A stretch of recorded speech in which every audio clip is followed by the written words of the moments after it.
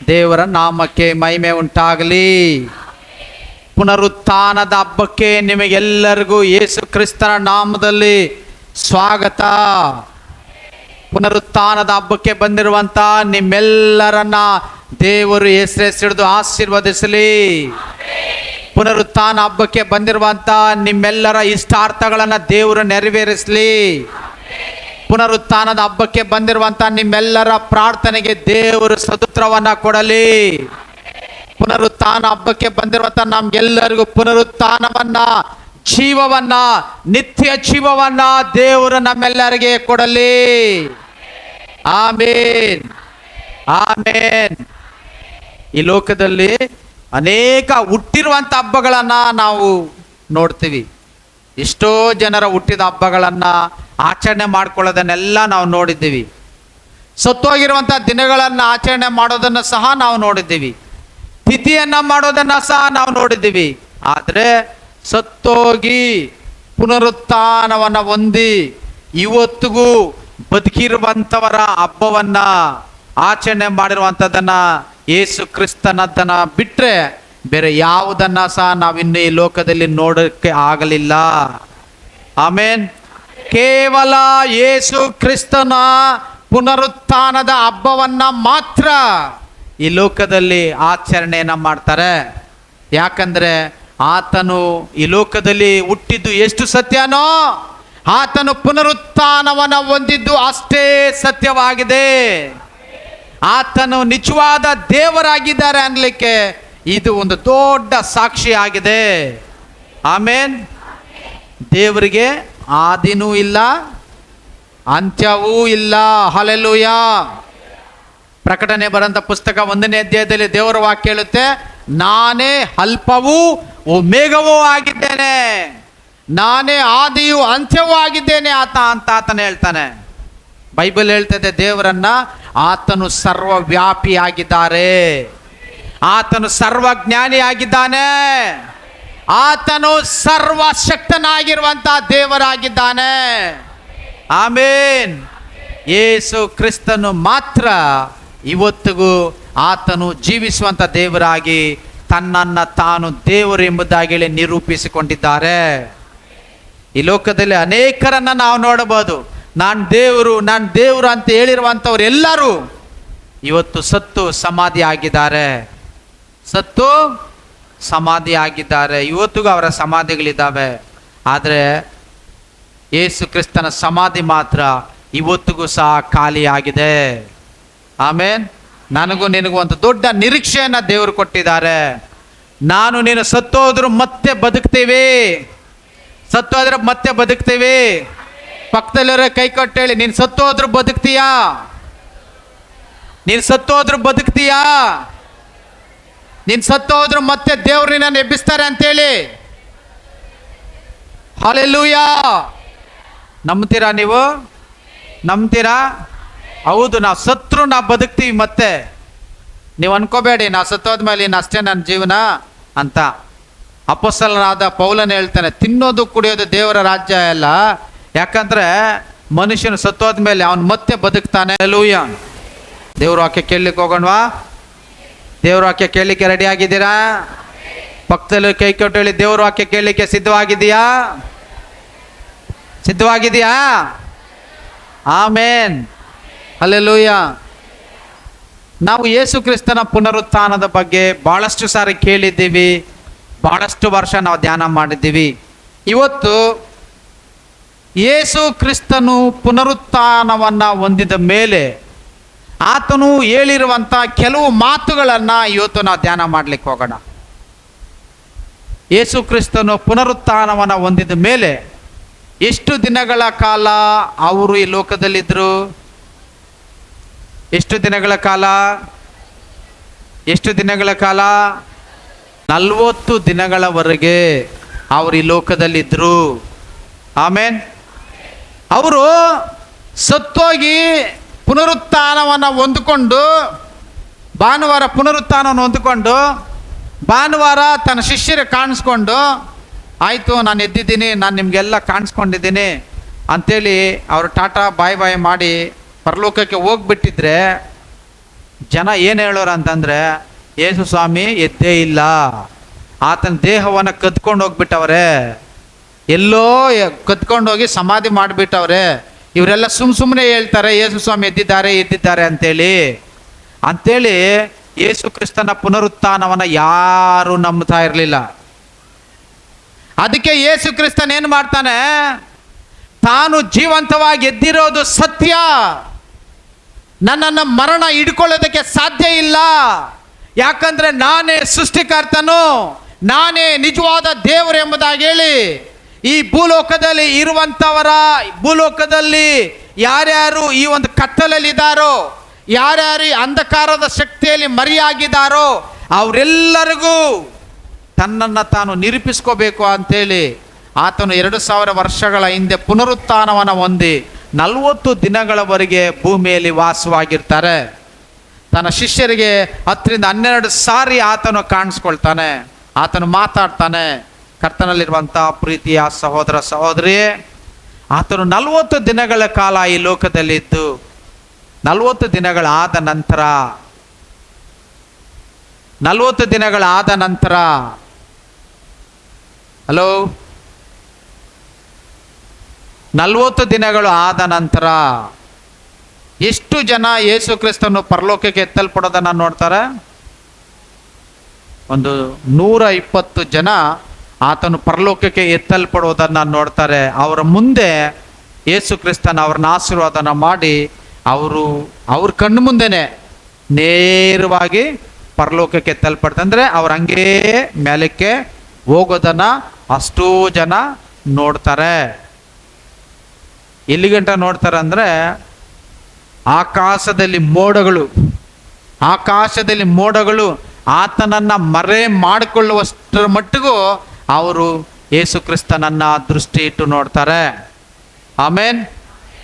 ನಾವು ಕಳೆದ ಶುಭ ಶುಕ್ರವಾರದಲ್ಲಿ ಯೇಸು ಕ್ರಿಸ್ತನು ಶಿಲುಬೆ ಮೇಲೆ ಮಾತಾಡಿದಂಥ 7 ಮಾತುಗಳನ್ನ ನಾವು ನೋಡಿದ್ವಿ.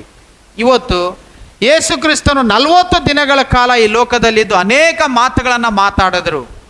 ಆ ಮಾತುಗಳಲ್ಲಿ ಮುಖ್ಯವಾಗಿರುವಂಥ 7 ಮಾತುಗಳನ್ನು ನಾವು ಯೋಹಾನನ ಬರೆದಂಥ ಸುವಾರ್ತೆಯಲ್ಲಿ ಮತ್ತು ಅಪೊಸ್ತಲ ಕಾರ್ಯಗಳಲ್ಲಿ 2 ಪುಸ್ತಕಗಳಲ್ಲಿ ನಾವು 7 ಮಾತುಗಳನ್ನು ನಾವು ಧ್ಯಾನ ಮಾಡೋಣ.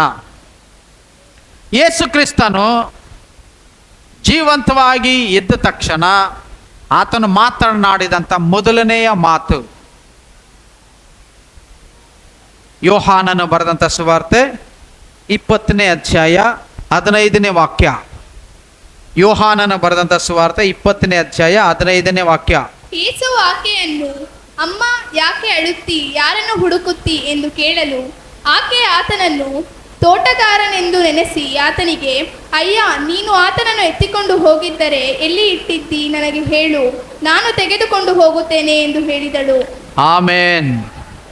ಯೇಸು ಕ್ರಿಸ್ತನನ್ನ ಸಮಾಧಿ ಮಾಡಿದ ಮೇಲೆ, ಇಲ್ಲ ನಾನು ನೋಡಿ, ಈಗ ನೋಡ್ತಾ ಇದ್ದೀರಾ? ನಾನು ಕಾಣಿಸ್ತಾ ಇದ್ದೀನ? ಹಲ್ಲೆಲೂಯಾ. ಯೇಸು ಕ್ರಿಸ್ತನನ್ನ ಸಮಾಧಿ ಮಾಡಿದ ಮೇಲೆ ನಾನು ಅವಾಗಲೇ ಹೇಳಿದೆ, ಮಗ್ದಳದ ಮರಿಯಳು ಮತ್ತು ಮರಿಯಳು ಬೆಳಗಾಗುವಷ್ಟೊತ್ತಿಗೆ ಓಡೋಡಿ ಆತನ ಸಮಾಧಿ ಬಳಿಗೆ ಬಂದಿದ್ದಾರೆ. ಬಂದರೆ ಆತನ ಸಮಾಧಿ ತೆರೆಯಲ್ಪಟ್ಟಿದೆ, ಸಮಾಧಿ ಓಪನ್ ಆಗಿದೆ. ಸಮಾಧಿ ಒಳಗಡೆ ನೋಡಿದ್ರೆ ಯಾರೋ ದೇವದೂತರು ಕುತ್ಕೊಂಡಿದ್ದಾರೆ. ಕರ್ತನಲ್ಲಿರುವಂಥ ಪ್ರೀತಿಯ ಸಹೋದರ ಸಹೋದರಿ, ಆ ಸಮಾಧಿ ನೋಡಿದ ತಕ್ಷಣ ಇವ್ರಿಗೆ ಎದೆ ಒಡೆದೋಯ್ತು, ಮರಿಯಳಿಗೆ ಮತ್ತು ಮಗ್ದಳದ ಮರಿಯಳಿಗೆ. ಅಯ್ಯಯ್ಯೋ, ಮೊನ್ನೆ ತಾನೇ ನಾವು ಯೇಸು ಕ್ರಿಸ್ತನ ಶರೀರವನ್ನು ತಗೊಂಡ್ಬಂದು ಇದೇ ಸಮಾಧಿಯಲ್ಲಿ ಇಟ್ಟಿದ್ವಲ್ಲ, ಇವಾಗ ನೋಡಿದ್ರೆ ಸಮಾಧಿ ಓಪನ್ ಆಗಿದೆ. ಅಂದರೆ ಕೆಲವ್ರಿಗೆ ಅರ್ಥ ಆಗೋದಿಲ್ಲ, ಹೆಂಗೆ ಸಮಾಧಿ ಓಪನ್ ಆಗಿದೆ? ಸಮಾಧಿ ನಾವೆಲ್ಲ ಹೆಂಗೆ ಮಾಡ್ತೀವಿ ನಮ್ಮ ದೇಶದಲ್ಲಿ? 6ಕ್ಕೆ 3 ಅಡಿ ಅಗೆದ್ಬಿಟ್ಟು ಅದರಲ್ಲಿ ನಾವು ಅವರ ದೇಹವನ್ನು ಇಟ್ಟು ನಾವೇನು ಮಾಡ್ತೀವಿ? ಮಣ್ಣನ್ನು ನಾವು ಮುಚ್ತೀವಿ, ಹೌದಲ್ವಾ? ಈ ಇಸ್ರಾಯೇಲ್ ದೇಶದಲ್ಲಿ ಸಮಾಧಿಯನ್ನು ಹೆಂಗೆ ಮಾಡೋರು ಅಂತಂದ್ರೆ, ಮಣ್ಣಲ್ಲಿ ಅವ್ರು ಇಡ್ತಾ ಇರಲಿಲ್ಲ, ಮಣ್ಣಲ್ಲಿ ಸಮಾಧಿ ಮಾಡ್ತಾ ಇರಲಿಲ್ಲ. ಅವ್ರೇನು ಮಾಡ್ತಾ ಇದ್ರು ಅಂದ್ರೆ, ಅವ್ರಿಗಾಗಿಯೇ ಒಂದು ಕಲ್ಲು ಬಂಡೆಗಳು ಇರುವಂಥ ಒಂದು ಪರ್ವತಗಳಲ್ಲಿ, ಒಂದು ದೊಡ್ಡ ದೊಡ್ಡ ಬಂಡೆಗಳಲ್ಲಿ ಅವ್ರೇನು ಮಾಡ್ತಾ ಇದ್ರು, ಆ ಬಂಡೆಯನ್ನು ಕೊರೆಸಿ ಆ ಬಂಡೆಯಲ್ಲಿ ಸಮಾಧಿಯನ್ನ ಮಾಡ್ತಾ ಇದ್ರು. ಅರ್ಥ ಆಗ್ತಾ ಇದೆಯಾ? ಅವ್ರು ಹೆಂಗೆ ಸಮಾಧಿಯನ್ನ ಮಾಡೋರು ಅಂತಂದ್ರೆ, ಒಂದು ಬಂಡೆನ ಕೊರೆಸಿ ಸತ್ತು ಹೋಗಿರುವಂಥವ್ರಿಗೆ ಪೂರ್ತಿಯಾಗಿ ಬಟ್ಟೆ ಸುತ್ತಿ ಅವ್ರಿಗೆ ರಕ್ತ ಬೋಳವನ್ನೆಲ್ಲ ಅವ್ರ ದೇಹದ ಮೇಲೆ ಹಾಕಿ ಅವ್ರ ದೇಹ ಕೆಡಬಾರ್ದು ಅಂತೇಳಿ ಅವರನ್ನ ಆ ಕಲ್ಲು ಬಂಡೆಯಲ್ಲಿ ಕೊರೆದಿರುವಂಥ ಒಂದು ಇದರಲ್ಲಿ ಅವರು ಸಮಾಧಿಯನ್ನ ಮಾಡ್ತಾ ಇದ್ರು. ಅದೇ ರೀತಿಯಲ್ಲಿ ಯೇಸು ಕ್ರಿಸ್ತನನ್ನ ಒಂದು ತೋಟದಲ್ಲಿ ಅರಿಮತಾಯ ಅನ್ನುವಂಥ ಊರಿನ ಯೋಸೇಫ್ ಅನ್ನುವಂಥ ಒಬ್ಬ ವ್ಯಕ್ತಿಯ ಒಂದು ತೋಟ. ಆ ಯೋಸೇಫ್ ಅನ್ನುವಂಥ ವ್ಯಕ್ತಿ ಸಾಹುಕಾರನಾಗಿದ್ದಂಥ ಕಾರಣ ಆತ ಏನು ಮಾಡಿರ್ತಾನೆ, ತನಗಾಗಿ ಒಂದು ಸಮಾಧಿಯನ್ನು ಮಾಡ್ಕೊಂಡಿರ್ತಾನೆ. ಫಸ್ಟೇ ನಾನು ಸತ್ತೋದ್ಮೇಲೆ ನನ್ನನ್ನು ಇದೇ ಸಮಾಧಿಯಲ್ಲಿ ಮಣ್ಣು ಮಾಡಬೇಕು ಅಂತೇಳಿ ಅರಿಮತಾಯದ ಯೋಸೇಫ್ ಅಂತೇಳಿ. ಆ ಯೋಸೇಫನ ಆ ಸಮಾಧಿಯಲ್ಲಿ ಯೇಸು ಕ್ರಿಸ್ತನು ಶಿಲುಬೆಯಲ್ಲಿ ಮರಣ ಹೊಂದಿದ ಮೇಲೆ ಇನ್ನೇನು ಸಬ್ಬತ್ತು ಪ್ರಾರಂಭ ಆಗುತ್ತೆ, ಶನಿವಾರ ಸಾಯಂಕಾಲ. ಆ ಸಬ್ಬತ್ತು ಪ್ರಾರಂಭ ಆಗೋದ್ರಿಂದ ಅವತ್ತು ಸಾಯಂಕಾಲನೇ ಆತನ ದೇಹವನ್ನು ಇಳಿಸಿ ಸಮಾಧಿ ಮಾಡಬೇಕು. ಸಮಾಧಿ ಎಲ್ಲೂ ಇಲ್ಲ. ಆಗ ಅರಿಮತಾಯದ ಯೋಸೇಫ್ ಅನ್ನುವಂಥ ಒಬ್ಬ ವ್ಯಕ್ತಿ ಮುಂದೆಗೆ ಬಂದು ಆತನು ಪಿಲಾತನ ಹತ್ರ ಹೋಗಿ ಕೇಳ್ತಾನೆ, ನನಗೆ ಯೇಸು ಕ್ರಿಸ್ತನ ಶರೀರವನ್ನು ಕೊಡ್ರಿ, ನಾನು ಸಮಾಧಿ ಮಾಡ್ತೀನಿ ಅಂತೇಳಿ. ಈ ಅರಿಮತಾಯದ ಯೋಸೇಫ್ ಅನ್ನುವಂಥವನು ಏನು ಮಾಡ್ತಾನೆ, ಯೇಸು ಕ್ರಿಸ್ತನ ಶರೀರವನ್ನು ತಗೊಂಡು ಅರಿಮತಾಯದ ಯೋಸೇಫನಿಗೆ ಸಿದ್ಧ ಮಾಡಿಟ್ಟಿರುವಂಥ ಒಂದು ಸಮಾಧಿಯಲ್ಲಿ ಯೇಸು ಕ್ರಿಸ್ತನನ್ನು ಸಮಾಧಿ ಮಾಡಿ ಮನೆಗೆ ಹೋಗಿರ್ತಾರೆ. ಈಗ ಮಗ್ದಳದ ಮರಿಯಳು ಮತ್ತು ಮರಿಯಳು ಬೆಳಿಗ್ಗೆ ಇನ್ನೂ ಒತ್ತುಟ್ಟಷ್ಟೊತ್ತಿಗೆ ಮೊದಲೇ ಅವರು ಸಮಾಧಿ ಬಳಿಗೆ ಓಡಿ ಬಂದು ನೋಡಿದ್ರೆ ಆ ಸಮಾಧಿ ಬಾಗಿಲು ಓಪನ್ ಆಗಿದೆ. ಅವ್ರು ಅಳೋದಕ್ಕೆ ಪ್ರಾರಂಭ ಮಾಡ್ತಾರೆ, ಅಯ್ಯಯ್ಯೋ ಯೇಸು ಸ್ವಾಮಿ ಶರೀರ ಇಲ್ಲ, ಯೇಸು ಸ್ವಾಮಿ ಶರೀರ ನಮಗೆ ಕಾಣಿಸ್ತಾ ಇಲ್ಲ, ಯಾರೋ ಎತ್ಕೊಂಡು ಹೋಗ್ಬಿಟ್ಟಿದ್ದಾರೆ ಅಂತೇಳಿ ಅವ್ರು ಅಳೋದಕ್ಕೆ ಪ್ರಾರಂಭ ಮಾಡಿದಾಗ ಅಲ್ಲಿ 13ನೇ ವಾಕ್ಯದಲ್ಲಿ ಅಲ್ಲಿ ಯಾರು ದೇವದೂತರು ಕೂತ್ಕೊಂಡಿದ್ದಾರಲ್ಲ ಅವ್ರು ಫಸ್ಟ್ ಕೇಳ್ತಾರೆ, ಯಾಕಮ್ಮ ಅಳ್ತಾ ಇದೆಯಾ ಅಂತ. ಆಗ ಆಕೆ ಹೇಳ್ತಾಳೆ, ನನ್ನ ಸ್ವಾಮಿಯ ಶರೀರವನ್ನು ಯಾರೋ ತಗೊಂಡು ಹೋಗ್ಬಿಟ್ಟಿದ್ದಾರೆ ಸ್ವಾಮಿ, ನನ್ನ ಸ್ವಾಮಿಯ ಶರೀರ ಕಾಣಿಸ್ತಾ ಇಲ್ಲ ಅಂತೇಳಿ ಅವ್ರೇನು ಮಾಡ್ತಾ ಇದ್ದಾರೆ, ಜೋರಾಗಿ ಅಳ್ತಾ ಇದ್ದಾರೆ. ಏನು ಮಾಡ್ತಾ ಇದ್ದಾರೆ? ಜೋರಾಗಿ ಅಳ್ತಾ ಇದ್ದಾರೆ. ಆಗ ಯೇಸು ಕ್ರಿಸ್ತನು ಅಲ್ಲೇ ಅವ್ರ ಮುಂದೆ ನಿಂತ್ಕೊಂಡಿರ್ತಾನೆ. 15ನೇ ವಾಕ್ಯದಲ್ಲಿ ಯೇಸು ಆಕೆಗೆ, ಅಮ್ಮ ಯಾಕೆ ಹೇಳ್ತಿ, ಯಾರನ್ನ ಹುಡುಕ್ತಿ ಎಂದು ಕೇಳಿದರು. ಯೇಸು ಕ್ರಿಸ್ತನು ಮೊಟ್ಟ ಮೊದಲನೇದಾಗಿ ಮಾತಾಡಿದಂಥ ಮಾತು, ಯಾಕೆ ಅಳ್ತಾ ಇದೆಯಾ ಮರಿಯಳೇ, ಯಾಕೆ ಅಳ್ತಾ ಇದೆಯಾ, ಯಾರು ಹುಡುಕ್ತಾ ಇದೆಯಾ? ಕರ್ತನಲ್ಲಿರುವಂಥ ಪ್ರೀತಿಯ ಸಹೋದರ ಸಹೋದರಿಯೇ, ಯೇಸು ಕ್ರಿಸ್ತನು ಈಗಾಗಲೇ ತನ್ನ ಶಿಷ್ಯರಿಗೆ 3ಕ್ಕಿಂತ ಅಧಿಕ ಬಾರಿ ಹೇಳಿದ್ದಾನೆ, ನಾನು ಸತ್ತೋಗಿ ಮತ್ತೆ ಎದ್ದೇಳ್ತೀನಿ, ನಾನು ಸತ್ತೋಗಿ ಮತ್ತೆ ಎದ್ದೇಳ್ತೀನಿ, ನಾನು ಸತ್ತೋಗಿ ಮತ್ತೆ ಎದ್ದು ಬರ್ತೀನಿ. 3 ಸಾರಿ ಯೇಸು ಕ್ರಿಸ್ತನು ಅವರಿಗೆ ನಾನು ಸತ್ತೋಗಿ ಎದ್ದು ಬರ್ತೀನಿ ಅಂತ ಹೇಳಿದ್ರು ಸಹ ಮರಿಯಳು ಮತ್ತೆ ಮಗ್ದಳದ ಮರಿಯಳು ಏನ್ ಮಾಡಿದ್ದಾರೆ, ಅದನ್ನ ಮರ್ತೋಗಿ ಅವನೇನ್ ಮಾಡ್ತಾ ಇದ್ದಾರೆ, ಮರ್ತೋಗಿ ಏನ್ ಮಾಡ್ತಾ ಇದ್ದಾರೆ, ಅಳ್ತಾ ಇದ್ದಾರೆ, ಸಮಾಧಿ ಹತ್ರ ಹುಡುಕ್ತಾ ಇದ್ದಾರೆ. ಸಮಾಧಿಯ ಬಾಗಿಲು ತೆರೆದಿರುವಂಥದ್ದನ್ನ ನೋಡುವಂತ ಅವರು ಯೇಸು ಕ್ರಿಸ್ತನ ಸತ್ತೋದ ಮೇಲೆ ಎದ್ದೇಳ್ತಾನೆ ಅಂತೇಳಿ ಅವ್ರು ಮೊದಲೇ ತಿಳ್ಕೊಬೇಕಾಗಿತ್ತು. ತಿಳ್ಕೊಳ್ಳಿಲ್ಲ. ಯೇಸು ಸ್ವಾಮಿ ಸತ್ತೋಗಿ ಎದ್ದೇಳ್ತಾರೆ ಅಂತ ಹೇಳಿದಾರಲ್ಲ, ಅದಕ್ಕೆ ಎದ್ದಿದ್ದಾರೆ ಅಂತೇಳಿ ಅವ್ರು ಖುಷಿ ಪಡಬೇಕಾಗಿತ್ತು. ಖುಷಿ ಪಡಲಿಲ್ಲ. ಅದಕ್ಕೆ ವಿರುದ್ಧವಾಗಿ ಅವ್ರೇನು ಮಾಡ್ತಾ ಇದ್ದಾರೆ, ಗೊಳೋ ಅಂತ ಅಳೋದಕ್ಕೆ ಪ್ರಾರಂಭ. ಯೇಸು ಕ್ರಿಸ್ತನ ಶರೀರಕ್ಕಾಗಿ ಯೇಸು ಕ್ರಿಸ್ತರನ್ನು ಶಿಲುಬೆಗೆ ಹಾಕುವಾಗ, ಶಿಲುಬೆಗೆ ಹಾಕೋದಕ್ಕೆ ಆತನ ಮೇಲೆ ಶಿಲುಬೆಯನ್ನು ಹೊತ್ಕೊಂಡು ಹೋಗುವಾಗ ಇದೇ ಮಗ್ದಳದ ಮರಿಯಳು ಮತ್ತು ಮರಿಯಳು ಮತ್ತು ಅನೇಕರು ಯೇಸು ಕ್ರಿಸ್ತನ ಶಿಲುಬೆಯನ್ನು ಮುಂದೆ ಮುಂದೆ ಎತ್ಕೊಂಡು ಹೋಗುವಾಗ ಇವ್ರ ಹಿಂದೆ ಹತ್ಕೊಂಡು ಗೋಳಾಡ್ಕೊಂಡು ಕಣ್ಣೀರು ಸುರಿಸ್ಕೊಂಡು ಬರ್ತಾ ಇದ್ದಾರೆ. ಯೇಸು ಕ್ರಿಸ್ತನು ಶಿಲುಬೆ ಹೊತ್ಕೊಂಡು ಹೋಗುವಾಗ ಇದೇ ಮಗ್ದಳದ ಮರಿಯಳಿಗೆ ಏನಂತ ಹೇಳಿದ್ರು, ಏನಂತ ಹೇಳಿದ್ರು, ಯಾಕಮ್ಮ ಅಳ್ತಾ ಇದ್ರು, ಅಳ್ಬೇಡ್ರಿ, ನನಗೋಸ್ಕರ ಅಳ್ಬೇಡ್ರಿ, ನೀವು ನಿಮಗೋಸ್ಕರ ನಿಮ್ಮ ಮಕ್ಕಳಿಗೋಸ್ಕರ ಅಳ್ರಿ ಅಂತ ಯೇಸು ಸ್ವಾಮಿ ಹೇಳಿದ್ರು. ಅದು ಮರ್ತೋಗ್ಬಿಟ್ಟಿದ್ದಾರೆ. ಅದು ಮರ್ತೋಗಿ ಏನು ಮಾಡ್ತಾ ಇದ್ದಾರೆ, ಅವರು ಗುಳು ಅಂತ ಅಳ್ಳಿಕೆ ಪ್ರಾರಂಭವನ್ನು ಮಾಡಿದ್ದಾರೆ. ಆಮೇನ್ ಆಮೇನ್. ಇಲ್ಲಿರೋರು ಒಂದು ಸಲ ಮುಂದೆ ಹಿಂಗೆ ಜರುಗಿಬಿಟ್ರೆ ಅಲ್ಲಿ ಹಿಂದೆಗಡೆ ಓಡಾಡೋಕೆ ಒಂದು ಸ್ವಲ್ಪ ಜಾಗ ಮಾಡಿಕೊಟ್ಬಿಟ್ಟು ಜರುಗಿ ಮುಂದೆ ಬಾಮ್ಮ ಇಲ್ಲಿ ತಾಯಿ ನಿಮ್ಮ ಮುಂದೆ ಬಾ. ಅಲ್ಲಿ ಫುಲ್ ಮಾಡಿಬಿಟ್ಟಿದ್ರೆ ಓಡಾಡೋರೆಲ್ಲ ಹಿಂಗೆ ಬರ್ತಾರೆ ಮುಂದೆ. ಬನ್ನಿ ಮುಂದೆ, ಅಲ್ಲಿದೆಯಲ್ಲ ಮಹಾಶಿಸ್ಟರ್, ಬನ್ನಿ ನಿಮ್ಮ ಮುಂದೆ ಎಷ್ಟು ಜಾಗ ಇದೆ, ಅಲ್ಲಿ ಹಿಂದೆಗಡೆ ಓಡಾಡೋಕೆ ಜಾಗ ಬಿಡಿ. ಬಾ ಸತೀಶ್, ಇನ್ನು ಮುಂದೆ ಬಾ.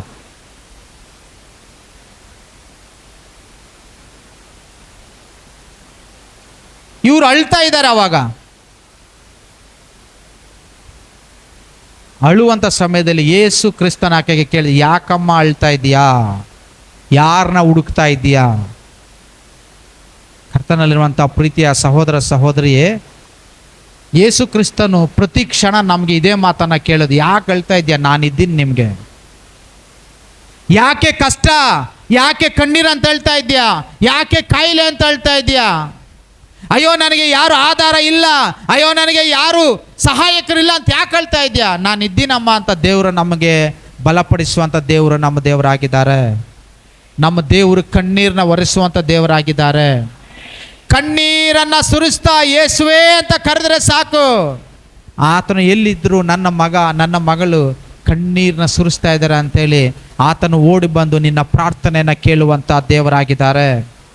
ಒಂದು ತಾಯಿ ತಾನು ಎತ್ತ ಮಗು ಅಳೋದಕ್ಕೆ ಪ್ರಾರಂಭ ಮಾಡಿದಾಗ ತಾಯಿ ಯಾವುದೇ ಕೆಲಸ ಮಾಡ್ತಾ ಇದ್ರು ಆ ತಾಯಿ ಓಡಿ ಬಂದು ಕಣ್ಣೀರನ್ನ ಸುರಿಸ್ತಾ ಇರುವಂಥ ತನ್ನ ಮಗುವನ್ನು ಸಮಾಧಾನ ಮಾಡಿ ಆ ಮಗುಗೆ ಏನು ಬೇಕು ಅದನ್ನು ಕೊಟ್ಟು ಆ ಮಗುವನ್ನು ಸಂತೈಸುವ ಹಾಗೆ ನನ್ನ ದೇವರು ನಿನ್ನ ದೇವರು ನನಗೆ ಒಬ್ಬ ತಾಯಿಯಾಗಿ ತಂದೆಯಾಗಿ ಆತನು ನಮ್ಮ ಕಣ್ಣೀರನ್ನು ಒರೆಸುವಂಥ ದೇವರಾಗಿದ್ದಾರೆ. ಆಮೇನ್. ಬೈಬಲಲ್ಲಿ ಹಿಜ್ಕೀಯ ಅನ್ನುವಂಥ ರಾಜನಿಗೆ ದೇವರು ಹೇಳ್ತಾರೆ, ನೀನು ಸತ್ತೋಗ್ತೀಯ, ನಾಳೆ ಎಷ್ಟೊತ್ತಿಗೆ ನೀನು ಸತ್ತೋಗ್ತೀಯ. ಹಿಜ್ಕೀಯನೇನು ಮಾಡ್ತಾನೆ, ತಕ್ಷಣ ಗೋಡೆ ಕಡೆಗೆ ತಿರುಗಿ ಆತನು ಕಣ್ಣೀರಿನಿಂದ ಪ್ರಾರ್ಥನೆ ಮಾಡ್ತಾನೆ, ಅಯ್ಯ ನಾನು ನಿನಗೋಸ್ಕರ ಏನೇನು ಮಾಡಿದೆ, ನಿನ್ನ ರಾಜ್ಯಕ್ಕಾಗಿ ಏನೇನು ಮಾಡಿದೆ ಎಲ್ಲವನ್ನ ಜ್ಞಾಪಕ ಮಾಡಿಕೊಂಡು ನನಗೆ ನೀನು ಸ್ವಲ್ಪ ಆಯಸ್ಸನ್ನು ಕೊಡಪ್ಪ ಅಂಥೇಳಿ ಆತನ 2 ಅರಸುಗಳು 20ನೇ ಅಧ್ಯಾಯದಲ್ಲಿ 5ನೇ ವಾಕ್ಯದಲ್ಲಿ ಈ ರೀತಿಯಾಗಿ ಹೇಳ್ತಾನೆ. ಯಾರಾದರೂ 2 ಅರಸುಗಳು 20ನೇ ಅಧ್ಯಾಯ 5ನೇ ವಾಕ್ಯವನ್ನು ಓದಿ. ನೀನು ಹಿಂದಿರುಗಿ ಹೋಗಿ ನನ್ನ ಪ್ರಜೆಗಳ ಪ್ರಭುವಾಗಿರುವ ಹಿಜ್ಕೀಯನಿಗೆ, ನಾನು ನಿನ್ನ ಪ್ರಾರ್ಥನೆಯನ್ನು ಕೇಳಿದ್ದೇನೆ, ನಿನ್ನ ಕಣ್ಣೀರನ್ನು ನೋಡಿದ್ದೇನೆ, ನಿನ್ನ ಕಣ್ಣೀರನ್ನು ನೋಡಿದ್ದೇನೆ, ನೀನು ಗುಣ ಹೊಂದಿ ನಾಡದು ನನ್ನ ಆಲಯಕ್ಕೆ ಬರುವಿ. ನೀನು ಗುಣ ಹೊಂದಿ ನಾಡಿದ್ದು ನೀನು ನನ್ನ ಆಲಯಕ್ಕೆ ಬರುವಿ. ಹಲ್ಲೆಲೂಯಾ. ನಮ್ಮ ದೇವರು ಕಣ್ಣೀರನ್ನು ಒರೆಸುವಂಥ ದೇವರಾಗಿದ್ದಾರೆ. ಆದಿಕಾಂಡದಲ್ಲಿ ಅಬ್ರಹಾಮನ ಪತ್ನಿಯಾಗಿರುವಂಥ ಇಷ್ಮಾಯೇಲನ ತಾಯಿ ತನ್ನ ಮಗನಾಗಿರುವಂಥ ಇಷ್ಮಾಯೇಲನನ್ನು ಕರ್ಕೊಂಡು ಅಬ್ರಹಾಮನ ಮನೆಯನ್ನು ಬಿಟ್ಟು ಅರಣ್ಯದಲ್ಲಿ ನೀರಿಲ್ಲದೆ ಕಷ್ಟಪಟ್ಟು ಕಣ್ಣೀರನ್ನು ಸುರಿಸುವಾಗ ಆಕೆ ತನ್ನ ಮಗನನ್ನು ಹೋಗಿ ಒಂದು ಮರದ ಕೆಳಗಡೆ ಇಟ್ಟು ಭಾಳ ದೂರ ಬಂದು ಅಳುವಾಗ ದೇವರು ಆಕೆಗೆ ದರ್ಶನವನ್ನು ಕೊಟ್ಟು ಆಕೆಗೆ ದೇವರು ನೀರನ್ನು ಕೊಟ್ಟು ಆಕೆಯನ್ನು ದೇವರು ಆಶೀರ್ವಾದವನ್ನು ಮಾಡ್ತಾರೆ. ಆಮೇನ್. ನಮ್ಮ ದೇವರು ನಮ್ಮ ಕಣ್ಣೀರನ್ನ ಒರೆಸುವಂಥ ದೇವರು. ಪ್ರತಿಯೊಬ್ಬೊಬ್ಬರಿಗೆ ಒಂದು ಬುದ್ದಲಿಯನ್ನು ದೇವರು ಪರಲೋಕದಲ್ಲಿ ಇಟ್ಟಿದ್ದಾರೆ. ನೀನು ಸುರಿಸುವಂಥ ಕಣ್ಣೀರು ಇಲ್ಲಿ ಭೂಮಿ ಮೇಲೆ ಬಿದ್ದು ಅದು ಆವಿಯಾಗಿ ಹೋಗ್ಬೋದು, ನಿನ್ನ ಕೆನ್ನೆಯ ಮೇಲೆ ಸೋರಿ ಅದು ಒಣಗೋಗ್ಬೋದು. ಆದರೆ ನೀನು ಸುರಿಸಿರುವಂಥ ಕಣ್ಣೀರನ್ನು ದೇವ್ರು ಏನು ಮಾಡ್ತಾರೆ, ಪರಲೋಕದಲ್ಲಿ ಒಂದು ಪಾತ್ರೆ ಇಟ್ಟಿದ್ದಾರೆ. ಆ ಪಾತ್ರೆಯಲ್ಲಿ ನಿನ್ನ ಕಣ್ಣೀರೆಲ್ಲ ಹೋಗಿ ಅಲ್ಲಿ ತುಂಬುತ್ತಾ ಇರ್ತದೆ ದೇವರ ಮುಂದೆ. ಇಲ್ಲಿ ನಿನ್ನ ಕಣ್ಣೀರು ಸುರಿಸಿದ್ರೆ ಪರಲೋಕದಲ್ಲಿ ಪಾತ್ರೆಯಲ್ಲಿ ನಿನ್ನ ಕಣ್ಣೀರು ತುಂಬುತ್ತದೆ. ಕೀರ್ತನೆಗಳಲ್ಲಿ ಈ ರೀತಿಯಾಗಿ ನಾವು ಒಂದು ವಾಕ್ಯ ನೋಡ್ಬೋದು. ಕೀರ್ತನೆ 56ನೇ ಕೀರ್ತನೆ 8ನೇ ವಾಕ್ಯ. ಕೀರ್ತನೆ 56ನೇ ಕೀರ್ತನೆ 8ನೇ ವಾಕ್ಯ.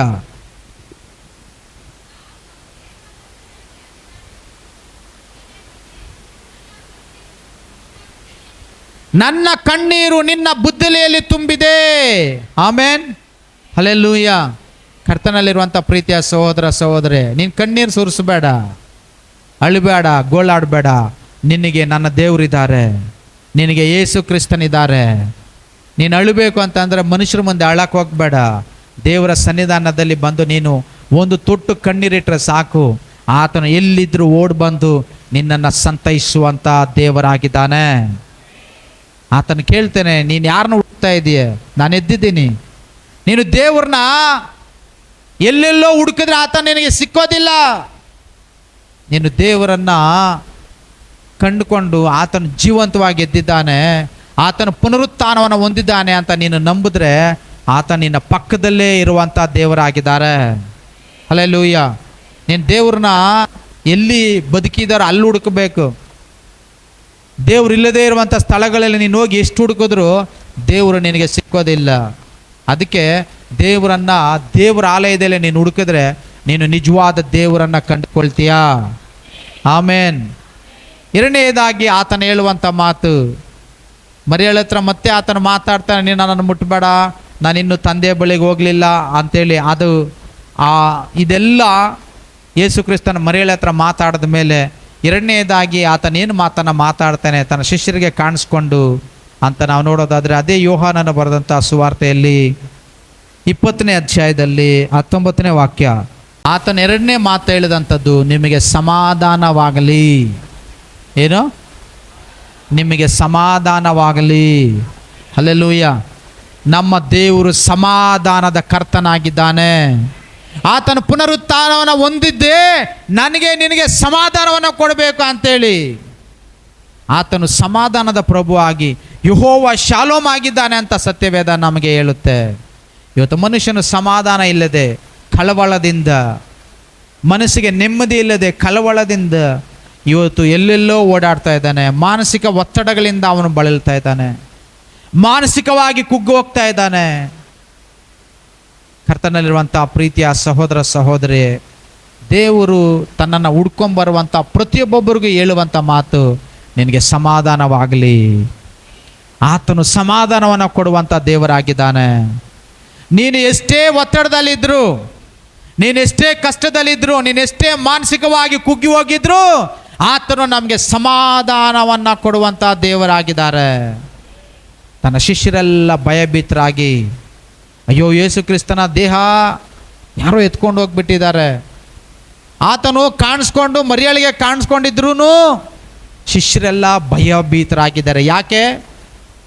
ಮತ್ತಾಯನ ಬರೆದ ಸುವಾರ್ತೆ 28ನೇ ಅಧ್ಯಾಯದಲ್ಲಿ ನಾವು ನೋಡಿದ್ರೆ ಈ ಫರಿಸಾಯರು, ಶಾಸ್ತ್ರಿಗಳು, ಈ ಯಾಜಕರೆಲ್ಲ ಏನು ಮಾಡ್ತಾರೆ ಅಂದರೆ ರಾಜನ ಹತ್ರ ಹೋಗಿ ರಾಜ ಮುದ್ರೆಯನ್ನು ಹಾಕ್ಸ್ಕೊಂಬಂದಿರ್ತಾರೆ. ಏನು ಹಾಕ್ಸ್ಕೊಂಬಂದಿರ್ತಾರೆ ಅಂತಂದರೆ, ಯೇಸು ಸ್ವಾಮಿ ಭೂಲೋಕದಲ್ಲಿ ಬದುಕಿರುವಾಗಲೇ ಹೇಳಿದರು ನಾನು ಸತ್ತೋದ್ಮೇಲೆ ಎದ್ದೇಳ್ತೀನಿ ಅಂತ. ಆತನ ಶಿಷ್ಯರು ಆತನ ದೇಹವನ್ನು ಕದ್ಕೊಂಡು ಹೋಗ್ಬಿಟ್ಟು ಯೇಸು ಸ್ವಾಮಿ ಎದ್ದಿದ್ದಾರೆ ಅಂತ ಸುಳ್ಳು ಹಬ್ಬಿಸ್ಬಿಡ್ತಾರೆ. ಅದಕ್ಕೆ ನೀವೇನು ಮಾಡ್ಬೇಕು ಸ್ವಾಮಿ, 4 ಜನ ಸೈನಿಕರನ್ನ ಅಲ್ಲಿ ಇಕ್ಬೇಕು ಕಾವಲು. ಯೇಸು ಕ್ರಿಸ್ತನ ಸಮಾಧಿ ಹತ್ರ 4 ಜನ ಸೈನಿಕರನ್ನ ನೀವು ಅಲ್ಲಿಟ್ಟು ಆ ಸಮಾಧಿಗೆ ಏನು ಮಾಡಬೇಕು, ಚೈನ್ ಹಾಕಿ ಅದನ್ನು ಭದ್ರ ಮಾಡಬೇಕು ಅಂಥೇಳಿ ಅವ್ರೇನು ಮಾಡಿರ್ತಾರೆ ಅಂದರೆ, ಯೇಸು ಕ್ರಿಸ್ತನ ಸಮಾಧಿಗೆ ಚೈನ್ಗಳು ಹಾಕಿ ಭದ್ರ ಮಾಡಿ ಯೇಸು ಕ್ರಿಸ್ತನ ಸಮಾಧಿ ಮುಂದೆ ಕಾವಲು ಕಾಯಲಿಕ್ಕೆ ಸೈನಿಕರನ್ನ ಇಟ್ಟಿರ್ತಾರೆ. ಈ ಶನಿವಾರ ರಾತ್ರಿ, ಭಾನುವಾರ ಬೆಳಗಿನ ಸಮಯದಲ್ಲಿ ಒಂದು ದೊಡ್ಡ ಭೂಕಂಪ ಆಗಿ ಒಂದು ದೊಡ್ಡ ಬೆಳಕಲ್ಲಿ ಪ್ರಕಾಶಿಸಿ ಅಲ್ಲಿ ಕಟ್ಟಿರುವಂಥ ಚೈನೆಲ್ಲ ಪೀಸ್ ಆಗೋಗುತ್ತೆ. ಅಲ್ಲಿರುವಂಥ ಸೈನಿಕರು ಅದನ್ನು ನೋಡಿ ಭಯಭೀತರಾಗಿ ಅಲ್ಲಿಂದ ಓಡೋಗ್ತಾರೆ. ಅಲ್ಲಿ ಯೇಸು ಕ್ರಿಸ್ತನ ಜೀವಂತವಾಗಿ ಎದ್ದಿರ್ತಾನೆ. ಇವ್ರು ಹೋಗಿ ಅಲ್ಲಿರುವಂಥ ಯಾಜಕರಿಗೆ, ಅಲ್ಲಿರುವಂಥ ಸದುಕಾಯರಿಗೆ, ಪರಿಸಯರಿಗೆ ಹೇಳ್ತಾರೆ, ದೊಡ್ಡ ಭೂಕಂಪ ಆಗಿಬಿಡ್ತು, ಒಂದು ದೊಡ್ಡ ಮಿಂಚು ಬಂತು, ಅದಕ್ಕೆ ನಮಗೆ ಭಯ ಆಗಿ ನಾವು ಓಡಿ ಬಂದುಬಿಟ್ರಿ, ಆತನು ಜೀವಂತವಾಗಿ ಎದ್ದು ಬಂದ ಅಂತ ಹೇಳ್ತಾರೆ. ಆವಾಗ ಯಾಜಕರು ಏನು ಹೇಳ್ತಾರೆ, ಯೇಸು ಸ್ವಾಮಿ ಸತ್ತೋಗಿ ಜೀವಂತವಾಗಿ ಎದ್ದು ಬಂದಿದ್ದಾನೆ ಅಂತ ಇನ್ನು ಜನರಿಗೆಲ್ಲ ಗೊತ್ತಾಗ್ಬಿಟ್ರೆ ನಮಗೆ ದೊಡ್ಡ ಪ್ರಾಬ್ಲಮ್ ಆಗಿಬಿಡ್ತದೆ ಅಂಥೇಳಿ ಅವ್ರು ಓಡೋಗಿ ಆ ಸೈನಿಕರಿಗೆ ಏನಂತ ಹೇಳ್ಕೊಟ್ಟು, ನೀವು ಸುಳ್ಳು ಹೇಳಬೇಕು, ಆತನ ಶಿಷ್ಯರು ಬಂದು ಆತನ ದೇಹವನ್ನು ಕದ್ಕೊಂಡು ಹೋಗ್ಬಿಟ್ರು, ಬೆಳಿಗ್ಗೆ ನಮ್ಮನ್ನು ಹೊಡೆದುಬಿಟ್ಟು ಆ ಚೈನುಗಳೆಲ್ಲ ಕಿತ್ತಾಕಿ ನೀವು ಅವ್ರನ್ನ ಆ ದೇಹವನ್ನು ಕದ್ಕೊಂಡು ಹೋದ್ರಂತ ಸುಳ್ಳು ಹೇಳಬೇಕು ಅಂತ ಹೇಳಿಸ್ತಾರೆ. ಮತ್ತಾಯನ ಬರೆದ ಸುವಾರ್ತೆ 28ನೇ ಅಧ್ಯಾಯದಲ್ಲಿ ನೀವು ಓದಿದ್ರೆ ಪೂರ್ತಿಯಾಗಿ ಅಲ್ಲಿ ಅವರು ಸುಳ್ಳು ಹೇಳ್ತಾರೆ. ಆ ಸೈನಿಕರೆಲ್ಲ ಸುಳ್ಳು ಹೇಳ್ತಾರೆ, ಯೇಸು ಸ್ವಾಮಿ ಶಿಷ್ಯರು ಎತ್ಕೊಂಡು ಹೋಗ್ಬಿಟ್ರು ಅಂತ. ಅದಕ್ಕೆ ಶಿಷ್ಯರೆಲ್ಲ ಭಯಭೀತರಾಗ್ಬಿಟ್ಟಿದ್ದಾರೆ. ಯಾಕೆ? ಇನ್ನು ನಮ್ಮನ್ನು ಸುಮ್ಮನೆ ಬಿಡಲ್ಲ ಅವರು. ಸೈನಿಕರೇ ಹಂಗೆ ಹೇಳ್ತಾ ಇದ್ದಾರಲ್ವಾ, ಯೇಸು ಸ್ವಾಮಿ ದೇಹವನ್ನು ಶಿಷ್ಯರು ಎತ್ಕೊಂಡು ಹೋಗ್ಬಿಟ್ರು ಅಂತೇಳಿ. ಅದಕ್ಕೆ ಶಿಷ್ಯರು ಏನು ಮಾಡಿದ್ದಾರೆ, ಭಯಭೀತರಾಗಿ ಅವರು ಮನೆಯಲ್ಲಿ ಬಾಕ್ಲಾಕ್ಕೊಂಡು ಬಚ್ಚಿಟ್ಕೊಂಡಿದ್ದಾರೆ. ಮರಿಯಳಿಗೆ ಯೇಸು ಸ್ವಾಮಿ ಯೇಸು ಕ್ರಿಸ್ತನ ಕಾಣಿಸಿದ್ರು, ಯೇಸು ಕ್ರಿಸ್ತನು ಮರಿಯಳ ಹತ್ರ ಮಾತಾಡಿದ್ರು, ಅವ್ರು ನಂಬಿದ್ದಾರೆ ಯೇಸು ಸ್ವಾಮಿ ಎದ್ದಿದ್ದಾರೆ ಅಂತೇಳಿ. ಆದರೆ ಜನರಿಗೆ ಅವರು ಭಯಪಡ್ತಾ ಇದ್ದಾರೆ. ಆಗ ಯೇಸು ಕ್ರಿಸ್ತನು ಅವರ ಮಧ್ಯದಲ್ಲಿ ಕಾಣಿಸ್ಕೊಂಡು ಅವ್ರಿಗೆ ಹೇಳ್ತಾನೆ, ನಿಮಗೆ ಸಮಾಧಾನವಾಗಲಿ, ಭಯ ಪಡಬೇಡ್ರಿ, ಯಾರು ನಿಮ್ಮನ್ನು ಅರೆಸ್ಟ್ ಮಾಡಿ ಕರ್ಕೊಂಡು ಹೋಗೋದಕ್ಕೆ ಆಗಲ್ಲ, ಯಾರು ನಿಮ್ಮ ಬಳಿಗೆ ಬರೋದಿಲ್ಲ, ನೀವು ಧೈರ್ಯವಾಗಿರ್ರಿ ಅಂತೇಳಿ ಭಯದಲ್ಲಿ ನಡುಗುತ್ತಾ ಬಾಕ್ಲಾಕೊಂಡಿರುವಂಥ ಶಿಷ್ಯರನ್ನು ದೇವರು ಬಲಪಡಿಸ್ತಾರೆ. ಇವತ್ತು ಸಮಾಧಾನ ಇಲ್ಲ ಅಂತ ನೀನು ಕೊರಗ್ತಾ ಇದ್ದೀಯಾ? ಒಂದು ವೇಳೆ ಭಯದಿಂದ ನೀನು ಬಳಲ್ತಾ ಇದ್ದೀಯಾ? ದಿಗಿಲು ನಿನ್ನನ್ನು ಆವರಿಸ್ಕೊಂಡಿದ್ಯಾ? ನಿನ್ನ ಒಂದು ಭವಿಷ್ಯ ಏನು ಅಂತ ನೀನು ಅಂದ್ಕೊಂಡಿದ್ದೀಯಾ? ನಿನ್ನ ಶತ್ರುಗಳಿಂದ ನೀನು ಭಯಭೀತಳಾಗಿದ್ದೀಯಾ? ನಿನ್ನ ಅಕ್ಕಪಕ್ಕದ ಮನೆಯವರಿಂದ ನೀನು ಭಯಭೀತಳಾಗಿದ್ದೀಯಾ? ನೀನು ಭಯ ಪಡಬೇಡ. ದೇವರು ಹೇಳ್ತಾರೆ, ನಿನಗೆ ಸಮಾಧಾನ ಆಗಲಿ, ನಾನು ನಿಮ್ಮ ಜೊತೆಯಲ್ಲಿ ಇರ್ತೀನಿ ಅಂತ ಆತನ ಹೇಳ್ತಾನೆ. ನಮ್ಮ ದೇವರು ಸಮಾಧಾನ ಕೊಡುವಂಥ ದೇವರಾಗಿರೋದ್ರಿಂದ ನಿನಗೆ ಸಮಾಧಾನ ಇಲ್ಲ ಅನ್ನಿಸುವಾಗ, ನೀನು ಭಯದಲ್ಲಿ ಬಳಲುವಾಗ, ನೀನು ನಡುಗುವಾಗ, ನೀನು ನೇರವಾಗಿ ದೇವರಾಲಯಕ್ಕೆ ಬಂದು ಮೊಣಕಾಲು ಹಾಕಿ ಪ್ರಾರ್ಥನೆ ಮಾಡು. ಆತನು ನಿನಗೆ ಸಮಾಧಾನವನ್ನು ಕೊಡುವಂಥ ದೇವರಾಗಿದ್ದಾರೆ.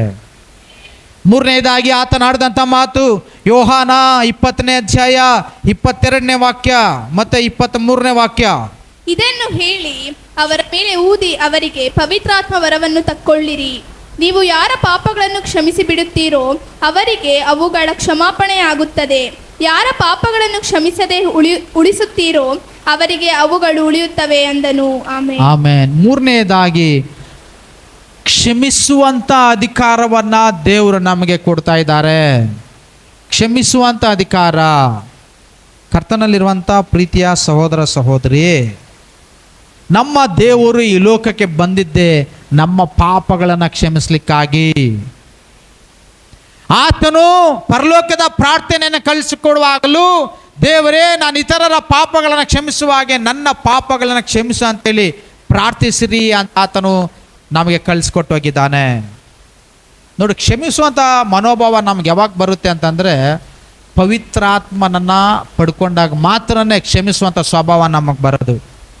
ಯೇಸು ಕ್ರಿಸ್ತನ್ ಏನು ಮಾಡ್ತಾ ಇದ್ದಾನೆ? ತನ್ನ ಬಾಯಿಂದ ಗಾಳಿಯನ್ನು ಊದಿ ಪವಿತ್ರಾತ್ಮನನ್ನು ತಗೊಳ್ರಿ, ನೀವು ಯಾರು ಪಾಪವನ್ನು ಕ್ಷಮಿಸ್ತೀರೋ ಅವ್ರ ಪಾಪವನ್ನು ಕ್ಷಮಿಸ್ತೀನಿ, ಯಾರು ಪಾಪವನ್ನು ಕ್ಷಮಿಸ್ತೀರೋ ಉಳಿಸ್ತೀರೋ ಆ ಪಾಪ ಹಂಗೆ ಉಳಿತದೆ ಅಂತ ಆತನ ಹೇಳ್ತಾನೆ. ಅದರ ಅರ್ಥ ಪಾಸ್ಟ್ಗಳಿಗೆ ಶಿಷ್ಯರಿಗೆ ಏನೋ ಪಾಪ ಕ್ಷಮಿಸುವಂಥ ಅಧಿಕಾರ ಇದೆ, ಪಾಸ್ಟ್ ಕ್ಷಮಿಸಿದ್ರೇ ಕ್ಷಮಾಪಣೆ ಆಗೋದಲ್ಲ, ಪಾಸ್ಟ್ ಕ್ಷಮಿಸೋದಲ್ಲ, ದೇವರು ನಮ್ಮ ಪಾಪವನ್ನು ಕ್ಷಮಿಸಬೇಕು.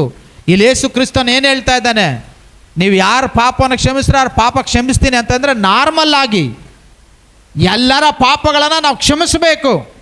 ಪೇತ್ರನ ಏನಂತ ಕೇಳ್ತಾನೆ, ಸ್ವಾಮಿ ಎಷ್ಟು ಸಾರಿ ಕ್ಷಮಿಸಬೇಕು ನಾನು ನನ್ನ ಸಹೋದರನನ್ನು?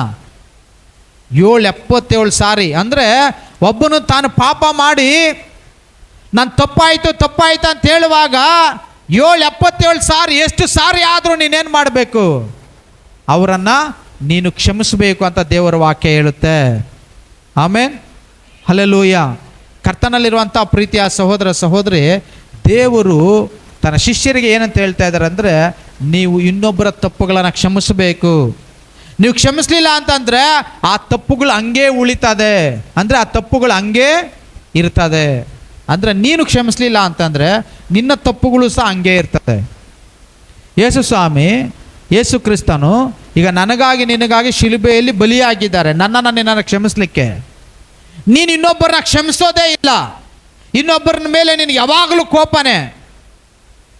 ನೀನು ಇನ್ನೊಬ್ಬರನ್ನ ಕ್ಷಮಿಸಲಿಲ್ಲ, ಯಾವಾಗಲೂ ಇನ್ನೊಬ್ಬರ ಮೇಲೆ ಕೋಪ ಮಾಡ್ಕೊಂಡಿದ್ರೆ ನಿನ್ನ ತಪ್ಪುಗಳನ್ನ ಸಹ ಯೇಸು ಕ್ರಿಸ್ತನು ತನ್ನ ರಕ್ತದಿಂದ ಕ್ಷಮಿಸಲ್ಲ, ನಿನ್ನ ತಪ್ಪುಗಳು ಇನ್ನೂ ಹಂಗೇ ಇರ್ತದೆ.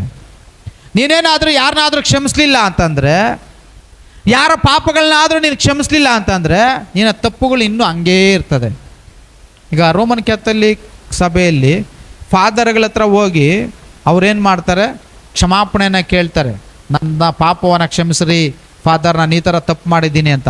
ಆಗ ಫಾದರ್ ಹೇಳ್ತಾರೆ, ಆಯಿತು ನಿನ್ನ ಪಾಪ ನಾನು ಕ್ಷಮಿಸಿದ್ದೀನಿ ಅಂತೇಳಿ. ಕರ್ತನಲ್ಲಿರುವಂಥ ಪ್ರೀತಿಯ ಸಹೋದರ ಸಹೋದರಿ, ನಾವು ನಮ್ಮ ಒಂದು ಪಾಪಗಳನ್ನು ಮನುಷ್ಯನ ಮುಂದೆ ಅರಿಕೆ ಮಾಡುವಂಥದ್ದಲ್ಲ, ದೇವರ ಮುಂದೆ ಅರಿಕೆ ಮಾಡಿ ನಾವು ನಮ್ಮ ಪಾಪಗಳನ್ನು ಒಪ್ಕೊಂಡು ಮತ್ತೆ ನಾವು ಇತರರ ಪಾಪಗಳನ್ನು ಸಹ ಕ್ಷಮಿಸಬೇಕಾಗಿದೆ. ಆತನ ಬದುಕಿರುವಾಗಲೂ ಸುಮಾರು ಸಾರಿ ಹೇಳ್ತಾನೆ, ಸತ್ತೋಗಿ ಜೀವಂತವಾಗಿ ಎದ್ದ ಮೇಲೇನೂ ಸಹ ಆತನ ಹೇಳ್ತಾನೆ, ನೀನು ಅವರನ್ನು ಕ್ಷಮಿಸಬೇಕು.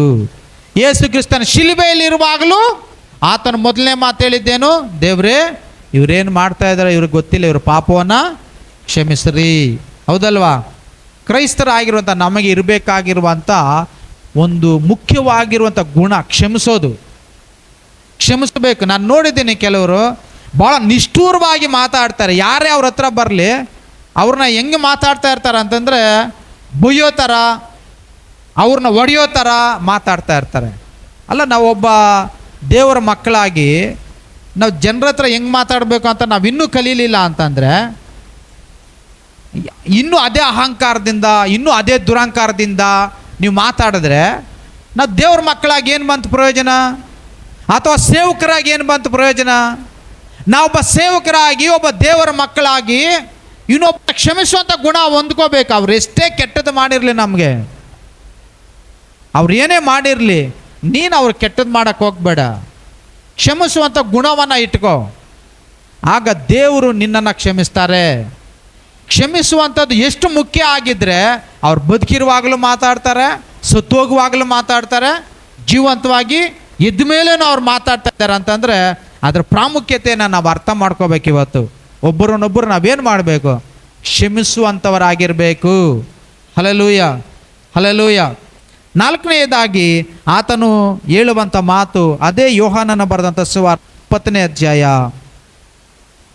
28 ಮತ್ತು 29ನೇ ವಾಕ್ಯವನ್ನು ನಾವು ನೋಡೋಣ. ತೋಮನು ಆತನಿಗೆ, ನನ್ನ ಸ್ವಾಮಿ, ನನ್ನ ದೇವರು ಎಂದು ಹೇಳಿದನು.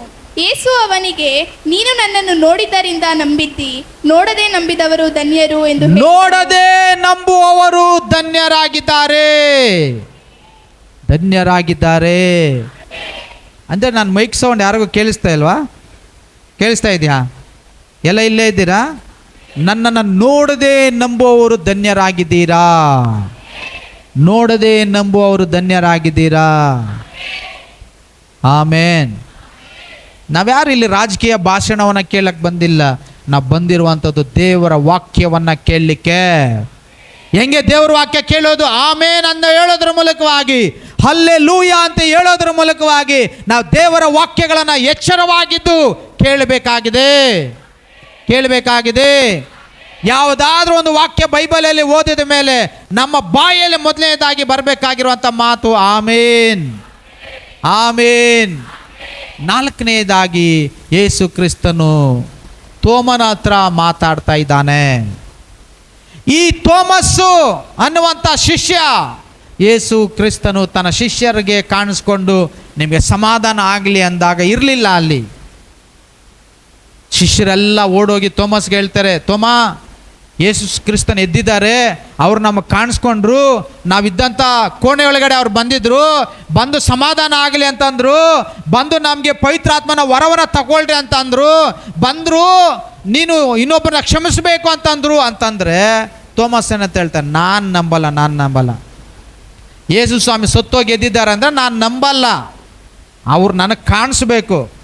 ಅವ್ರು ನನಗೆ ಕಾಣಿಸ್ಕೊಂಡು ಅವರ ಕೈಯಲ್ಲಿ ಮೊಳೆ ಹೊಡೆದಿದ್ರಲ್ಲ ಶಿಲುಬೆಯಲ್ಲಿ, ಆ ಮೊಳೆ ಹೊಡೆದಿರುವಂಥ ಗಾಯ ನನಗೆ ಕಾಣಿಸ್ಬೇಕು. ಗಾಯ ಕಾಣಿಸೋದು ಅಷ್ಟೇ ಅಲ್ಲ, ಆ ಗಾಯನ ನಾನು ಮುಟ್ಟಬೇಕು. ಆ ಗಾಯನ ನಾನು ಮುಟ್ಟಿದ್ರೆ ನಾನು ನಂಬುತ್ತೀನಿ ಆತನ ಎದ್ದಿದ್ದಾನೆ ಅಂತೇಳಿ. ಆತನೇನು ಆತ್ಮ ಸ್ವರೂಪನಾಗಿ ಆತ್ಮದಲ್ಲಿ ಬಂದು ಕಾಣಿಸ್ಕೊಂಡು ಹಿಂಗೆ ಮುಟ್ಟಿದಾಗಲೂ ಆ ಗಾಯ ನನಗೆ ಕಾಣಿಸ್ಲಿಲ್ಲ ಅಂತಂದರೆ ಆ ಯೇಸು ಸ್ವಾಮಿ ಎಲ್ಲ ದೆವ್ವ ಆಗಿರ್ತದೆ. ಅದು ನಾನು ದೆವ್ವಗಳನ್ನೆಲ್ಲ ನಂಬಲ್ಲ. ಯೇಸು ಸ್ವಾಮಿ ಗಾಯ ನಾನು ಮುಟ್ಟಬೇಕು, ಟಚ್ ಆಗಬೇಕು ನನಗೆ, ಆವಾಗಲೇ ನಾನು ನಂಬೋದು ಅಂತಾನೆ.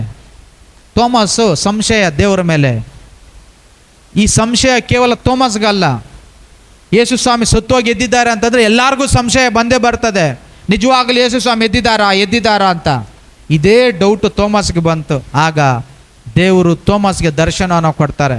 ತೋಮಸ್ ಇರುವಂಥ ಹತ್ರ ಬಂದು ತೋಮಸ್ಗೆ ಸಮಾಧಾನ ಆಗಲಿ ಅಂಥೇಳಿ ತನ್ನ ಕೈಯನ್ನು ಹಿಂಗೆ ಅಗಲವಾಗಿ ಚಾಚಿ ಹೇಳ್ತಾರೆ, ತೋಮಸ್, ನೀನು ನನ್ನ ಗಾಯ ಮುಟ್ಟಿಲ್ಲ ಅಂದರೆ ನೀನು ನಂಬಲ್ಲ ಅಂದೆ ತಾನೆ, ಬಾ ನೋಡು ನನ್ನ ಗಾಯ. ಇದೇ ಕೈಗೆ ಅವರು ಮೊಳೆ ಹೊಡೆದಿದ್ದಲ್ಲ, ಬಾ ನನ್ನ ಕೈನ ಮುಟ್ಟು ಅಂತೇಳಿ ಹಿಂಗೆ ಕೈಯನ್ನು ಹಿಂಗೆ ತೋರಿಸುವಾಗ ತೋಮಸ್ ಹೋಗಿ ಆ ತೂತು ಬಿದ್ದಿರ್ತದಲ್ಲ ಕೈ, ಆ ಮೊಳೆ ಹೊಡೆದಿರುವಂಥ ಕೈಯಲ್ಲಿನ ಹೋಗಿ ಮುಟ್ತಾನೆ. ಮುಟ್ಟಿದ್ರೆ ನಿಜವಾದ ಕೈನೇ ಅದು. ಹಲ್ಲೆಲೂಯ. ನಿಜವಾದ ಕೈ ಅದು, ದೆವ್ವದ ಕೈ ಅಲ್ಲ. ದೆವ್ವನ ಯಾರು ಮುಟ್ಟೋದಕ್ಕಾಗಲ್ಲ, ಆತ್ಮನ ಯಾರು ಮುಟ್ಟೋದಕ್ಕಾಗಲ್ಲ. ಆತನ ದೇಹ ನಿಜವಾಗೂ ಎದ್ದಿತ್ತು, ಅದು ಆತ್ಮ ಆಗಿರಲಿಲ್ಲ. ಆತನಿಗೆ 2 ಕೈ 2 ಕಾಲು, ಈ 1 ಮೂಗು, ಕಿವಿ. ನಮ್ಮ ದೇಹ ಹೆಂಗಿತ್ತು ಹಿಂಗೆ ಇತ್ತು ಶರೀರ. ಆದರೆ ಈ ಶರೀರಕ್ಕೆ ಒಂದು ಹೊಸ ಶಕ್ತಿ ಇತ್ತು.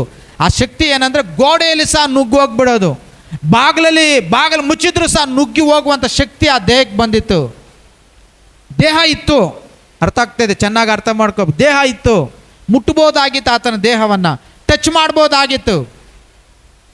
ಕರ್ತನಲ್ಲಿರುವಂಥ ಪ್ರೀತಿಯ ಸಹೋದರ ಸಹೋದರಿ, ತೋಮಸ್ ಆತನ ಕೈಯನ್ನು ಮುಟ್ಟಿದ ತಕ್ಷಣ ಮೊಣಕಲ್ಲು ಹಾಕಿ ಆತನ ಕಿರಿಸ್ತಾನೆ, ನನ್ನ ದೇವರೇ, ನನ್ನ ಕರ್ತನೆ, ನಾನು ನಂಬುತ್ತೀನಿ. ಯೇಸು ಕ್ರಿಸ್ತನೇ ಹೇಳ್ತಾನೆ, ನೀನು ನನ್ನ ದೇಹವನ್ನು ಮುಟ್ಟಿ ನೀನು ನಂಬಿದ್ದೀಯಾ, ನನ್ನನ್ನು ಮುಟ್ಟದೆ ನನ್ನನ್ನು ನೋಡದೆ ನಂಬುವವರು ಧನ್ಯರಾಗಿದ್ದಾರೆ. ನಾವ್ಯಾರು ಯೇಸು ಕ್ರಿಸ್ತನನ್ನು ನೋಡಲಿಲ್ಲ, ಯೇಸು ಕ್ರಿಸ್ತನನ್ನು ಮುಟ್ಟಲಿಲ್ಲ, ಕೇವಲ ನಂಬಿಕೆಯಿಂದ ನಾವು ನಂಬಿದ್ದೀವಿ. ನಿನ್ನನ್ನು ದೇವರು ನೋಡಿ ಹೇಳ್ತಾರೆ, ನೀನು ಧನ್ಯನಾಗಿದ್ದೀಯಾ. ಪಕ್ಕದಲ್ಲಿರೋರು ಕೈ ಕೊಟ್ಟು ಹೇಳಿ, ನೋಡದೆ ನಂಬಿರುವಂತ ನೀನು ಧನ್ಯನಾಗಿದ್ದೀಯಾ. ನಾನು ಹೇಳೋ ಮಾತು ಪೂರ್ತಿ ಹೇಳಬೇಕು. ನೋಡದೆ ನಂಬಿರುವಂತ ನೀನು ಧನ್ಯನಾಗಿದ್ದೀಯಾ. ನೋಡದೆ ನಂಬಿರುವಂತ ನೀನು ಧನ್ಯಳಾಗಿದ್ದೀಯಾ. ಆಮೇನ್. ಚರ್ಚ್ಗೆ ಬರೋರಿಗೆ ನಂಬಿಕೆ ಇರಬೇಕು. ಇಬ್ರಿಯರಿಗೆ ಬರೆದಂಥ ಪತ್ರಿಕೆ 11ನೇ ಅಧ್ಯಾಯ 6ನೇ ವಾಕ್ಯ ಬೈಬಲ್ಲು ಈ ರೀತಿಯಾಗಿ ಹೇಳುತ್ತೆ. ಇಬ್ರಿ 11:6 ಯಾರಾದರೂ ಓದಿ. ನಂಬಿಕೆ ಇಲ್ಲದೆ ದೇವರನ್ನು ಮೆಚ್ಚಿಸುವುದು ಅಸಾಧ್ಯ. ದೇವರ ಬಳಿಗೆ ಬರುವವನು, ಅಲೋ ದೇವರಿದ್ದಾನೆ ಮತ್ತು ತನ್ನನ್ನು ಹುಡುಕುವವರಿಗೆ ಪ್ರತಿಫಲವನ್ನು ಕೊಡುತ್ತಾನೆ ಎಂದು ನಂಬುವುದು ಅವಶ್ಯ. ದೇವರ ಆಲಯಕ್ಕೆ ಬರುವವರಿಗೆ ನಂಬಿಕೆ ಇರಬೇಕು, ನಂಬಬೇಕು. ಯೇಸು ಕ್ರಿಸ್ತನು ಪುನರುತ್ಥಾನವನ್ನು ಹೊಂದಿದ್ದಾನೆ, ಆತನು ನನಗೆ ಪುನರುತ್ಥಾನವನ್ನು ಕೊಡ್ತಾನೆ, ಆತನು ನನ್ನ ಪಾಪಗಳ ನಿಮಿತ್ತವಾಗಿ ಕಲ್ವಾರಿ ಶಿಲುಬೆಯಲ್ಲಿ ಬಲಿಯಾಗಿದ್ದಾನೆ ಅಂತ ಯಾರು ನಂಬುತ್ತಾರೋ ಅವರು ದೇವರನ್ನು ಮೆಚ್ಚಿಸುವಂಥವರಾಗಿದ್ದಾರೆ. ಆಮೇನ್. ನೀವೆಲ್ಲರಿಗೆ ನಂಬಿಕೆ ಇದೆಯಾ? ಬೈಬಲ್ ಭಾಳ ಸ್ಪಷ್ಟವಾಗಿ ಹೇಳುತ್ತೆ, ನಂಬಿದರೆ ನೀನು ದೇವರ ಮಹಿಮೆಯನ್ನು ಕಾಣ್ತೀಯಾ. ಹಲ್ಲೆಲೂಯಾ. 5ನೇದಾಗಿ ಯೋಹಾನನು ಬರೆದಂಥ ಸುವಾರ್ತೆ 21ನೇ ಅಧ್ಯಾಯ 15ನೇ ವಾಕ್ಯದಿಂದ 17ನೇ ವಾಕ್ಯ. ಯೋಹಾನನು ಬರೆದಂಥ ಸುವಾರ್ತೆ 21ನೇ ಅಧ್ಯಾಯ. ಅವರು ಊಟ ಮಾಡಿದ ಮೇಲೆ ಯೇಸು ಸೀಮೋನ ಪೇತ್ರನನ್ನು, ಯೋಹಾನನ ಮಗನಾದ ಸೀಮೋನನೇ, ನೀನು ಇವರಿಗಿಂತ ಹೆಚ್ಚಾಗಿ ನನ್ನ ಮೇಲೆ ಪ್ರೀತಿ ಇಟ್ಟಿದ್ದೀಯೋ? ಸಾಕು, ಇವರಿಗಿಂತ ಹೆಚ್ಚಾಗಿ ನನ್ನ ಮೇಲೆ ಪ್ರೀತಿ ಇಟ್ಟಿದ್ದೀಯೋ ಎಂದು ಕೇಳಲು, ದೇವರು ಆಡ್ತಾ ಇರುವಂತ 5ನೇ ಮಾತು, ನೀನು ನನ್ನನ್ನು ಪ್ರೀತಿಸ್ತೀಯಾ, ನೀನು ನನ್ನನ್ನು ಪ್ರೀತಿಸ್ತೀಯಾ ಅಂತ ದೇವರು ಕೇಳ್ತಾ ಇದ್ದಾರೆ.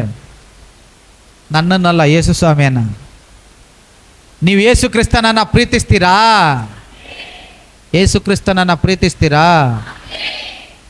ನೀವು ನಿಜವಾಗ್ಲೂ ಯೇಸು ಕ್ರಿಸ್ತನನ್ನು ಪ್ರೀತಿಸ್ತೀರೋ ಅಥವಾ ಬೇರೆ ಯಾರನ್ನಾದ್ರೂ ಮನುಷ್ಯರನ್ನು ಪ್ರೀತಿಸ್ತಾ ಇದ್ದೀರೋ? ಈ ಲೋಕದಲ್ಲಿ ಇರುವಂಥವ್ರು ಎಲ್ಲರೂ ಮನುಷ್ಯರನ್ನ ಪ್ರೀತಿಸ್ತಾರೆ. ಆದರೆ ಒಂದು ವಿಷಯನ ತಿಳ್ಕೊಬೋದು, ಮನುಷ್ಯನ ಪ್ರೀತಿ ಶಾಶ್ವತ ಅಲ್ಲವೇ ಅಲ್ಲ.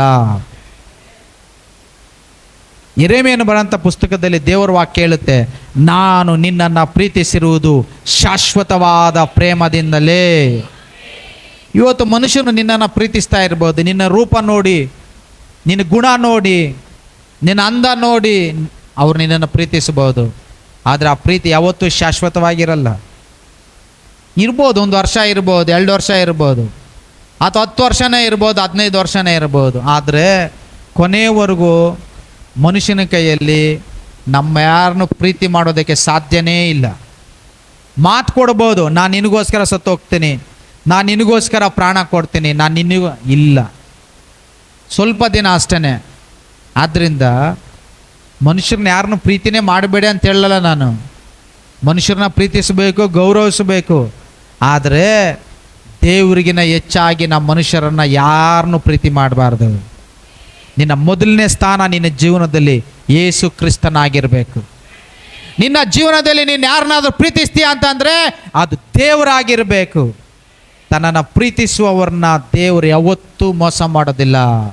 ತನ್ನನ್ನು ಪ್ರೀತಿಸುವಂಥವ್ರನ್ನ ದೇವರು ಯಾವತ್ತೂ ಕೈಗೊಡೋದಿಲ್ಲ, ಅವ್ರನ್ನ ದೂರ ತಳ್ಳೋದಿಲ್ಲ.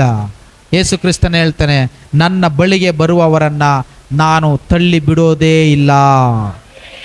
ಆದರೆ ಯೇಸು ಕ್ರಿಸ್ತನು ಪ್ರಕಟಣೆ ಬರೆದಂಥ ಪುಸ್ತಕದಲ್ಲಿ ದೇವರ ವಾಕ್ಯ ಈ ರೀತಿಯಾಗಿ ಹೇಳ್ತದೆ, ನಿಮಗೆ ಮೊದಲಿದ್ದಂಥ ಪ್ರೀತಿ ಇವಾಗಿಲ್ಲ. ಮೊದಲು ನೀವು ನಾನು ಚೆನ್ನಾಗಿ ಪ್ರೀತಿ ಮಾಡ್ತಾ ಇದ್ರಿ, ಮೊದಲು ನೀವು ನಮ್ಮನ್ನು ಚೆನ್ನಾಗಿ ಆಧರಿಸ್ತಾ ಇದ್ರಿ. ಆದರೆ ಈಗ ನಿನಗೆ ಮೊದಲಿರುವಂಥ ಪ್ರೀತಿ ಈಗ ಇಲ್ಲ ಅಂತೇಳಿ ದೇವರು ಆತ ಆ ಒಂದು ಸಭೆಗೆ ಪ್ರಕಟಣೆ ಬರೋಂಥ ಪುಸ್ತಕದಲ್ಲಿ ಆತನ ಹೇಳ್ತಾನೆ. ನೀನು ಮೊದಲು ಯಾವ ರೀತಿಯಲ್ಲಿ ನನ್ನನ್ನು ಪ್ರೀತಿಸ್ತಾ ಇದೆಯೋ ಆ ಪ್ರೀತಿ ಇವತ್ತು ನಿನ್ನಲ್ಲಿ ನನಗೆ ಕಾಣಿಸ್ತಾ ಇಲ್ಲ. ನೀನು ನನ್ನ ಕಡೆಗೆ ತಿರುಗಬೇಕು. ನೀನು ಮೊದಲು ನನ್ನನ್ನು ಯಾವ ರೀತಿಯಲ್ಲಿ ಪ್ರೀತಿಸ್ತಾ ಇದೆಯೋ ಅದೇ ರೀತಿಯಲ್ಲಿ ನೀನು ನನ್ನನ್ನು ಪ್ರೀತಿಸಬೇಕು ಅಂಥೇಳಿ ಪ್ರಕಟಣೆ 2ನೇ ಅಧ್ಯಾಯ 4ನೇ ವಾಕ್ಯದಲ್ಲಿ ಆತನ ಹೇಳ್ತಾನೆ. ಆದರೆ ಮೊದಲು ನಿನಗಿದ್ದ ಪ್ರೀತಿಯನ್ನು ನೀನು ಬಿಟ್ಟು ಬಿಟ್ಟಿದ್ದಿ ಎಂದು ನಾನು ನಿನ್ನ ಮೇಲೆ ತಪ್ಪು ಹೊರಿಸಬೇಕಾಗುತ್ತದೆ. ದೇವ್ರು ಹೇಳ್ತಾರೆ, ಮೊದಲು ನಿನಗಿದ್ದ ಪ್ರೀತಿಯನ್ನು ನೀನು ಬಿಟ್ಟು ಬಿಟ್ಟಿದ್ದಿ ಎಂದು ನಾನು ನಿನ್ನ ಮೇಲೆ ತಪ್ಪು ಹೊರಿಸಬೇಕಾಗುತ್ತೆ. ಕರ್ತನಲ್ಲಿರುವಂಥ ಪ್ರೀತಿಯ ಸಹೋದರ ಪೇತ್ರನಿಗೆ ದೇವರು ಪ್ರಶ್ನೆ ಕೇಳ್ತಾರೆ, ನೀನು ನನ್ನನ್ನು ಪ್ರೀತಿಸ್ತೀಯಾ? ಯಾಕೆ ಪ್ರಶ್ನೆ ಕೇಳ್ತಾ ಇದ್ದಾರೆ? ಪೇತ್ರನು ಯೇಸು ಸ್ವಾಮಿ ಎದ್ದಿದ್ದು ಕಣ್ಣಾರೆ ನೋಡ್ತಾನೆ, ಯೇಸು ಕ್ರಿಸ್ತನ ಬಳಿಯಲ್ಲಿ ಮಾತಾಡ್ತಾನೆ. ಆದರೆ ಯೇಸು ಕ್ರಿಸ್ತನ ಎದ್ದಿದ್ದಾನಲ್ಲ ಅಂತೇಳಿ ಯೇಸು ಕ್ರಿಸ್ತನ ಜೊತೆಯಲ್ಲಿ ಮಾತಾಡಿದ್ರೂ ಸಹ ಆತನು ಯೇಸು ಕ್ರಿಸ್ತನನ್ನು ಹಿಂಬಾಲಿಸ್ತಾ ಇಲ್ಲ. ಆತನೇನು ಮಾಡ್ತಾ ಇದ್ದಾನೆ, ಬರ್ರಿ ನಾವೆಲ್ಲ ಮೀನು ಹಿಡಿಯೋಕೆ ಹೋಗೋಣ. ಫಸ್ಟ್ ನಾನು ಮೀನು ಹಿಡಿಯೋ ಕೆಲಸ ಮಾಡ್ತಾ ಇದ್ದೆ, ಈಗ ಯೇಸು ಸ್ವಾಮಿ ಸತ್ತು ಹೋಗಿದ್ದಾರೆ, ಅವ್ರು ಎದ್ದಿದ್ದಾರೆ, ಇನ್ನೇನು ನಮ್ಮ ಕೆಲಸ, ನಡೀರಿ ನಾವು ಹೋಗಿ ಮೀನು ಹಿಡಿಯೋಣ ಅಂತೇಳಿ ಆತನು ಸಮುದ್ರಕ್ಕೆ ಹೋಗಿದ್ದಾರೆ ಮೀನು ಹಿಡಿಲಿಕ್ಕೆ. ಸಮುದ್ರದಲ್ಲಿ ಹೋಗಿ ರಾತ್ರಿ ಎಲ್ಲ ಮೀನು ಹಿಡಿತಾನೆ. ಒಂದೇ ಒಂದು ಮೀನು ಅವನಿಗೆ ಸಿಗಲಿಲ್ಲ. ಬೆಳಿಗ್ಗೆ ಅಷ್ಟೊತ್ತಿಗೆ ಮತ್ತೆ ದಡದ ಹತ್ರ ಬರ್ತಾನೆ. ಅಲ್ಲಿ ಯೇಸು ಕ್ರಿಸ್ತನ ಒಬ್ಬ ಮನುಷ್ಯ ನಿಂತ್ಕೊಂಡಿರ್ತಾನೆ. ಆತನ ಹೇಳ್ತಾನೆ, ಯಾಕಪ್ಪ ಮೀನು ಸಿಕ್ಕಿಲ್ವಾ? ಇಲ್ಲ ಸ್ವಾಮಿ ಸಿಕ್ಕಿಲ್ಲ. ಹೋಗಿ ಇನ್ನೊಂದು ಸ್ವಲ್ಪ ಹತ್ತು ಕಡೆ ನೀನು ಬಲಭಾಗದಲ್ಲಿ ಹಾಕು ಬಲೆ ಅಂತ. ಪೇತ್ರನಿಗೆ ಅರ್ಥನೇ ಆಗಲಿಲ್ಲ. ಹೌದಾ, ಸಿಗ್ತದ? ನಿನ್ನ ಮಾತು ಮೇಲೆ ನಂಬಿಕೆ ಇಟ್ಟು ನಾನು ಹೋಗಿ ಮೀನು ಹಿಡಿತೀನಿ ಅಂತೇಳಿ ಮತ್ತೆ ಒಳಕ್ಕೆ ಹೋಗಿ ಬಲಭಾಗದಲ್ಲಿ ಆತನು ಬಲೆ ಹಾಕಿದಾಗ ಸುಮಾರು 153 ಮೀನುಗಳು, ದೊಡ್ಡ ದೊಡ್ಡ ಮೀನುಗಳು ಸಿಕ್ಕಾಕೊಳ್ತವೆ. ಪೇತ್ರನನ್ನು ದೇವರು ಕರೆಯುವಾಗಲೂ ಸಹ ಇದೇ ಥರ ಕರೆದಿದ್ದು. ಪೇತ್ರನು ರಾತ್ರಿ ಎಲ್ಲ ಕಷ್ಟಪಟ್ಟು ಬಂದಿರ್ತಾನೆ, ದಡದ ಹತ್ರ ಬಲೆನ ಮತ್ತು ದೋಣಿನ ತೊಳಿತಾ ಇರ್ತಾನೆ, ಮೀನು ಸಿಕ್ಕಲ್ಲ. ಯೇಸು ಕ್ರಿಸ್ತನು ಆ ಒಂದು ದೋಣಿಯಲ್ಲಿ ಹತ್ಬಿಟ್ಟು ಸ್ವಲ್ಪ ಹೊತ್ತು ದೇವ್ರ ವಾಕ್ಯ ಹೇಳಿ ಪೇತ್ರನ ಕೇಳ್ತಾನೆ, ಯಾಕಪ್ಪ ಮೀನು ಸಿಕ್ಕಿಲ್ವ ಅಂತ. ಅಯ್ಯ ಸಿಕ್ಕಿಲ್ಲ. ಆಗ ನಡಿ ಇನ್ನೊಂದು ಸ್ವಲ್ಪ ಒಳಗಡೆ ಹಾಕೋ ಮೀನು ಅಂತೇಳಿ ಆತನು ಆ ದೋಣಿಯನ್ನು ಒಂದು ಸ್ವಲ್ಪ ಒಳಗಡೆ ಹಾಕಿಸುವಾಗ ಅಲ್ಲಿ ದೋಣಿಯಲ್ಲಿ ಬಲೆ ಹಾಕಿದಾಗ ಅವ್ರೇನು ಮಾಡ್ತಾರೆ, ದೊಡ್ಡ ದೊಡ್ಡ ಮೀನುಗಳೆಲ್ಲ ಜಾಸ್ತಿ ಮೀನುಗಳು ಸಿಗ್ತದೆ. ಅದನ್ನು ಎಳೆಯೋದಕ್ಕಾಗಲಿಲ್ಲ. ಅವ್ರು ಎಳೆದು ಸುಮಾರು 3 ದೋಣಿಗಳು ತುಂಬಿಕೊಳ್ತಾರೆ ಮೀನು. ಫಸ್ಟು ಪೇತ್ರನ ದೇವ್ರು ಕರೆದಾಗ ಆಗ ಪೇತ್ರನ ಏನು ಹೇಳ್ತಾರೆ, ಸ್ವಾಮಿ ನಾನು ಪಾಪಿ, ನನ್ನನ್ನು ಬಿಟ್ಟು ಹೋಗು ಅಂತಾನೆ. ಆಗ ಯೇಸು ಸ್ವಾಮಿ ಪೇತ್ರನಿಗೆ ಏನಂತ ಹೇಳ್ತಾರೆ, ನಾನು ನಿನ್ನನ್ನು ಮನುಷ್ಯನ ನೀಡುವ ಬೆಸ್ತನನ್ನಾಗಿ ಮಾಡ್ತೀನಿ ಬಾ ಅಂತ. ಫಸ್ಟ್ ಕರೆದಾಗಲೂ ಹಂಗೆ ಕರೆದ್ರು. ಲಾಸ್ಟಲ್ಲಿ ಪುನರುತ್ಥಾನವನ್ನು ಹೊಂದಿದ ಮೇಲೆ ಮತ್ತೆ ಪೇತ್ರನ ಅದೇ ಮೀನು ಹಿಡಿಯಕ್ಕೆ ಹೋಗಿದ್ದಾನೆ. ಮೀನು 153 ಮೀನು ಸಿಕ್ಬಿಡ್ತು, ಎಳಿಯಕ್ಕಾಗಲಿಲ್ಲ. ಪೇತ್ರನಿಗೆ ಗೊತ್ತಾಗ್ಬಿಡ್ತು, ಓ ಇವರೇ ಯೇಸು ಸ್ವಾಮಿ ಅಂತೇಳಿ ಅವನೇನು ಮಾಡ್ತಾನೆ, ಆ ಮೀನುಗಳನ್ನ ಅಲ್ಲೇ ಬಿಟ್ಟು ಸಮುದ್ರದಲ್ಲಿ ಜಂಪ್ ಮಾಡಿ ಅಲ್ಲಿಂದ ಈಜ್ಕೊಂಬರ್ತಾನೆ. ಈಜ್ಕೊಂಬಂದರೆ ಯೇಸು ಕ್ರಿಸ್ತನ್ ಆಲ್ರೆಡಿ ಅಲ್ಲೇನು ಮಾಡಿದ್ದಾರೆ, ಮೀನನ್ನು ಸುಟ್ಟುಬಿಟ್ಟು ಅಡುಗೆ ಮಾಡಿ ಇಟ್ಟಿದ್ದಾರೆ. ಆತಂಗೆ ದೇಹ ಇಲ್ಲ ಅಂದರೆ ಮೀನನ್ನು ಹೆಂಗೆ ಸುಡೋಕ್ಕಾಗುತ್ತೆ? ಮುಟ್ಟಕ್ಕಾಗುತ್ತಾ ಮೀನು ಎತ್ಕೊಂಡು? ಆತನಿಗೆ ನಿಜವಾದ ದೇಹ ಇತ್ತು. ಆ ಮೀನನ್ನು ಆತನು ಸುಟ್ಟು ಅಲ್ಲಿಕ್ಕೆ ಆ ಮೀನನ್ನು ತಿನ್ನೋದಕ್ಕೆ ಪೇತ್ರನಿಗೆ ಕೊಟ್ಟು ಪೇತ್ರನಿಗೆ ಪ್ರಶ್ನೆ ಕೇಳ್ತಾರೆ, ನೀನು ನನ್ನನ್ನು ಪ್ರೀತಿಸ್ತೀಯಾ? ನೀವು ಯೇಸು ಸ್ವಾಮಿನ ಪ್ರೀತಿಸ್ತೀರಾ? ಅಂದರೆ ಪ್ರೀತಿಸ್ತೀರಿ ಅಂತ ಹೇಳ್ಬಿಟ್ಟು ನೀವು ನಿಮ್ಮ ಸ್ವಂತ ಕೆಲಸಗಳಿಗೆ ಹೋಗ್ಬಿಟ್ರೆ ಅದು ಪ್ರೀತಿ ಮಾಡ್ದಂಗ? ಚರ್ಚು ಅಂದರೆ ದೇವ್ರನ್ನ ಯಾರು ಪ್ರೀತಿ ಮಾಡ್ತಾರೋ ಪ್ರತಿ ಭಾನುವಾರ ಆ ದಿನವನ್ನು ದೇವರಿಗಾಗಿ ಮೀಸಲಿಡ್ತಾರೆ. ಇವತ್ತು ನನ್ನ ಪ್ರಿಯನನ್ನು ನೋಡುವಂಥ ದಿನ, ಇವತ್ತು ನನಗಾಗಿ ಪ್ರಾಣ ಕೊಟ್ಟಿರುವಂಥ ನನ್ನ ಕರ್ತನನ್ನು ಆರಾಧನೆ ಮಾಡುವಂಥ ದಿನ ಅಂತೇಳಿ ದೇವರ ಆಲಯಕ್ಕೆ ಓಡಿ ಬರ್ತಾರೆ. ಯಾರು ಓಡಿ ಬರ್ತಾರೋ ಅವರೇ ನಿಜವಾಗಲೂ ಯೇಸು ಕ್ರಿಸ್ತನನ್ನು ಪ್ರೀತಿಸುವಂಥವರಾಗಿದ್ದಾರೆ. ನಿನಗೆ ನಿಜವಾಗಲೂ ಪ್ರೀತಿ ಇದ್ದರೆ ನೀನು ದೇವರ ಆಲಯಕ್ಕೆ ಬರ್ತೀಯ. ನೀನು ಕೆಲ್ಸಕೊಡು ಹೋಗ್ತೀಯಾ? ಕೆಲ್ಸಕೊಡು ಹೋಗ್ತೀಯಾ? ಕೂಲಿ ಕೆಲ್ಸಕೊಡು ಹೋಗ್ತೀಯಾ? ಅಥವಾ ಬೇರೆ ಯಾವುದಾದ್ರೂ ಕೆಲಸ ಕೊಡು ಹೋಗ್ತೀಯಾ?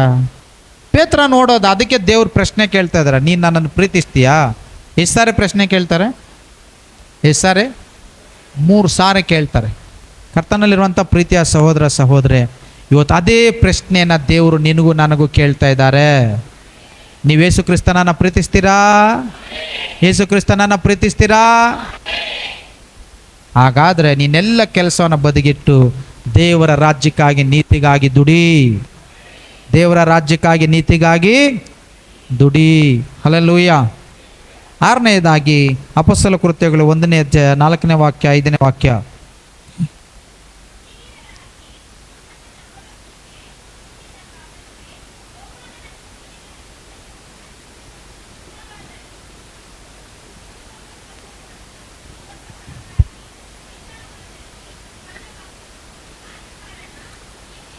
ನೀವು ಯೆರೂಸಲೇಮನ್ನು ಬಿಟ್ಟು ಹೋಗದೆ ತಂದೆ ಮಾಡಿದಂಥ ನೀವು ನನ್ನಿಂದ ಕೇಳಿದಂಥ ವಾಗ್ದಾನಕ್ಕೆ ಕಾದುಕೊಂಡಿರ್ರಿ ಎಂದು ಅಪ್ಪಣೆ ಕೊಟ್ಟನು. ಹಲ್ಲೆಲೂಯಾ. 6ನೇದಾಗಿ ಆತನು ಹೇಳ್ತಾ ಇದ್ದಾನೆ, ಪವಿತ್ರ ಆತ್ಮನು ನಾನು ನಿಮಗೆ ವಾಗ್ದಾನ ಮಾಡಿದ್ದೀನಿ, ನಾನು ಹೋಗಿ ನಿಮ್ಗೆ ಒಬ್ಬ ಸಹಾಯಕನನ್ನು ಕಳಿಸ್ಕೊಡ್ತೀನಿ ಅಂತೇಳಿ. ಆ ಪರಿಶುದ್ಧ ಆತ್ಮನು ನಿಮ್ಮ ಮೇಲೆ ಬರೋ ತನಕ ನೀವು ಕಾಯ್ತಾ ಇರ್ರಿ. ಕಾಯ್ತಾ ಇರ್ರಿ. ಕಾಯಕ್ಕೆ ಯಾರಿಗೂ ಇಷ್ಟ ಇಲ್ಲ. ಕಾಯಕ್ಕೆ ಯಾರಿಗೂ ಇಷ್ಟ ಇಲ್ಲ. ಚಿಕನ್ ತಗೊಂಡೋಗಿ ಮನೆಯಲ್ಲಿ ಬೇಯಿಸ್ತಾ ಇದ್ರೆ ಬೇಯಿಸೋಕೆ ಒಂದು ಅರ್ಧ ಗಂಟೆ ಬೇಕು. ಕೆಲವ್ರಿಗೆ ಅದು ಬೇಯೋ ಗಂಟನೂ ಟೈಮ್ ಇರಲ್ಲ. ಅರ್ಧಂಬರ್ಧ ಬೆಂದಿರುವಾಗಲೇ ಹಾಕೊಂಡು ತಿಂದುಬಿಡ್ತಾರೆ. ಮನುಷ್ಯರನ್ನ ಈ ಮನುಷ್ಯನಿಗೆ ಕಾಯೋದಕ್ಕೆ ಯಾರು ಇಷ್ಟಪಡೋದಿಲ್ಲ. ಇವ್ರಿಗೇನೆಂದರೆ ಎಲ್ಲ ಕೆಲಸ ತಕ್ಷಣ ಆಗ್ಬಿಡ್ಬೇಕು. ಅವ್ರು ಅಂದ್ಕೊಂಡು ತಕ್ಷಣ ಆ ಕೆಲಸ ಮುಗಿದು ಬಿಡಬೇಕು. ಕರ್ತನಲ್ಲಿರುವಂಥ ಪ್ರೀತಿಯ ಸಹೋದರ ಸಹೋದರಿ, ಕ್ರೈಸ್ತರಾಗಿರುವಂಥ ನಮಗೆ ತಾಳ್ಮೆ ಇರಬೇಕು, ಕಾಯೋದಕ್ಕೆ ಮನಸ್ಸಿರಬೇಕು. ನೀನು ಕಾದರೆ, ನೀನು ಕಾಯುವಂಥ ಒಂದು ಗುಣವನ್ನು ನೀನು ಬೆಳೆಸ್ಕೊಂಡ್ರೆ ದೇವ್ರ ವಿಷಯದಲ್ಲಿ ದೇವರು ನಿನ್ನನ್ನು ಯಾವತ್ತೂ ಕೈ ಬಿಡೋದಿಲ್ಲ. ದೇವರು ತನ್ನ ಶಿಷ್ಯರಿಗೆ ಹೇಳ್ತಾ ಇರುವಂಥ ಮಾತು, ಕಾಯಬೇಕು. ನೀನು ಪ್ರೇಯರ್ ಮಾಡಿ, ಸ್ವಾಮಿ ನೀನು ಹಿಂಗೆ ಮಾಡಬೇಕು, ನನ್ನ ಮನೆ ಬೇಕು, ಮನೆ ಕೊಡು ಅಂದ ತಕ್ಷಣ ಮನೆ ಬಂದ್ಬಿಡಲ್ಲ. ಸ್ವಾಮಿ ನನಗೆ ದುಡ್ಡು ಬೇಕು, ದುಡ್ಡು ಕೊಡು ಅಂದ ತಕ್ಷಣ ಏನು ದುಡ್ಡು ಉದುರು ಬಿಡಲ್ಲ ಆಕಾಶದಿಂದ ಕೆಳಗಡೆ. ಕಾಯಬೇಕು, ಕಾಯಬೇಕು, ತಾಳ್ಮೆಯಿಂದ ಕಾಯಬೇಕು. ತಾಳ್ಮೆಯಿಂದ ಕಾದರೆ ನಿನ್ನ ಅಗತ್ಯವನ್ನು ಪೂರೈಸುವಂಥ ದೇವರು, ಯೆಹೋವ ಈರೇ ಆಗಿರುವಂಥ ದೇವರು, ನಿನ್ನ ಕೊರತೆಗಳನ್ನು ನೀಗಿಸುವಂಥ ದೇವರು ನಮ್ಮ ದೇವರಾಗಿದ್ದಾರೆ. ಆಮೇನ್. ಬಟ್ ಕಾಯೋರ್ನ ಯಾವತ್ತೂ ದೇವರು ನಿರುತ್ಸಾಹ ಪಡಿಸೋದೇ ಇಲ್ಲ. ಕಾಯುವವ್ರನ್ನ ನಿರಾಸೆ ಪಡಿಸೋದಿಲ್ಲ. ಏನ್ ಚೇತು? ಕಾಯುವವ್ರನ್ನ ನಿರಾಸೆ ಪಡಿಸೋದಿಲ್ಲ. ಕಾಯುವವ್ರನ್ನ ನಿರಾಸೆ ಪಡಿಸೋದಿಲ್ಲ. ನೀನೆಷ್ಟು ದೇವರ ಸನ್ನಿಧಾನದಲ್ಲಿ ಕಾಯ್ತೀಯೋ ಅಷ್ಟು ದೇವರು ನಿನ್ನನ್ನು ಬಲಪಡಿಸ್ತಾರೆ. ಕಾಯೋದಕ್ಕೆ ಬೇಸರ ಮಾಡ್ಕೋಬೇಡಿ. ಪ್ರಾರ್ಥನೆಗೆ ಉತ್ತರ ಸಿಕ್ಕಲಿಲ್ಲ ಅಂತ ಬೇಸರ ಮಾಡ್ಕೋಬೇಡಿ. ನೀನು ಪ್ರಾರ್ಥನೆ ಮಾಡಿದ ತಕ್ಷಣ ಸ್ವಸ್ಥತೆ ಸಿಗಲಿಲ್ಲ ಅಂತ ಬೇಸರ ಮಾಡ್ಕೋಬೇಡ. ಕಾಯುವಂಥ ಗುಣವನ್ನು ದೇವರ ಸನ್ನಿಧಾನದಲ್ಲಿ ಬೆಳೆಸ್ಕೋ. ಯೇಸು ಸ್ವಾಮಿ ಹೇಳಿ ಪರಲೋಕಕ್ಕೆ ಎತ್ತಲ್ಪಟ್ಟ ಮೇಲೆ 10 ದಿನಗಳವರೆಗೆ ಇವ್ರು ಕಾಯ್ತಾರೆ. 10 ದಿನ, 1 ದಿನ ಅಲ್ಲ, 2 ದಿನ ಅಲ್ಲ, 3 ದಿನ ಅಲ್ಲ. ಯೇಸು ಸ್ವಾಮಿ ಹೇಳ್ಬಿಟ್ಟು ಹೋಗ್ಬಿಟ್ರು, ನಾನು ಹೋಗಿ ನಿಮಗೆ ಪರಿಶುದ್ಧಾತ್ಮನನ್ನು ಕಳಿಸ್ಕೊಡ್ತೇನೆ ಅಂತೇಳಿ.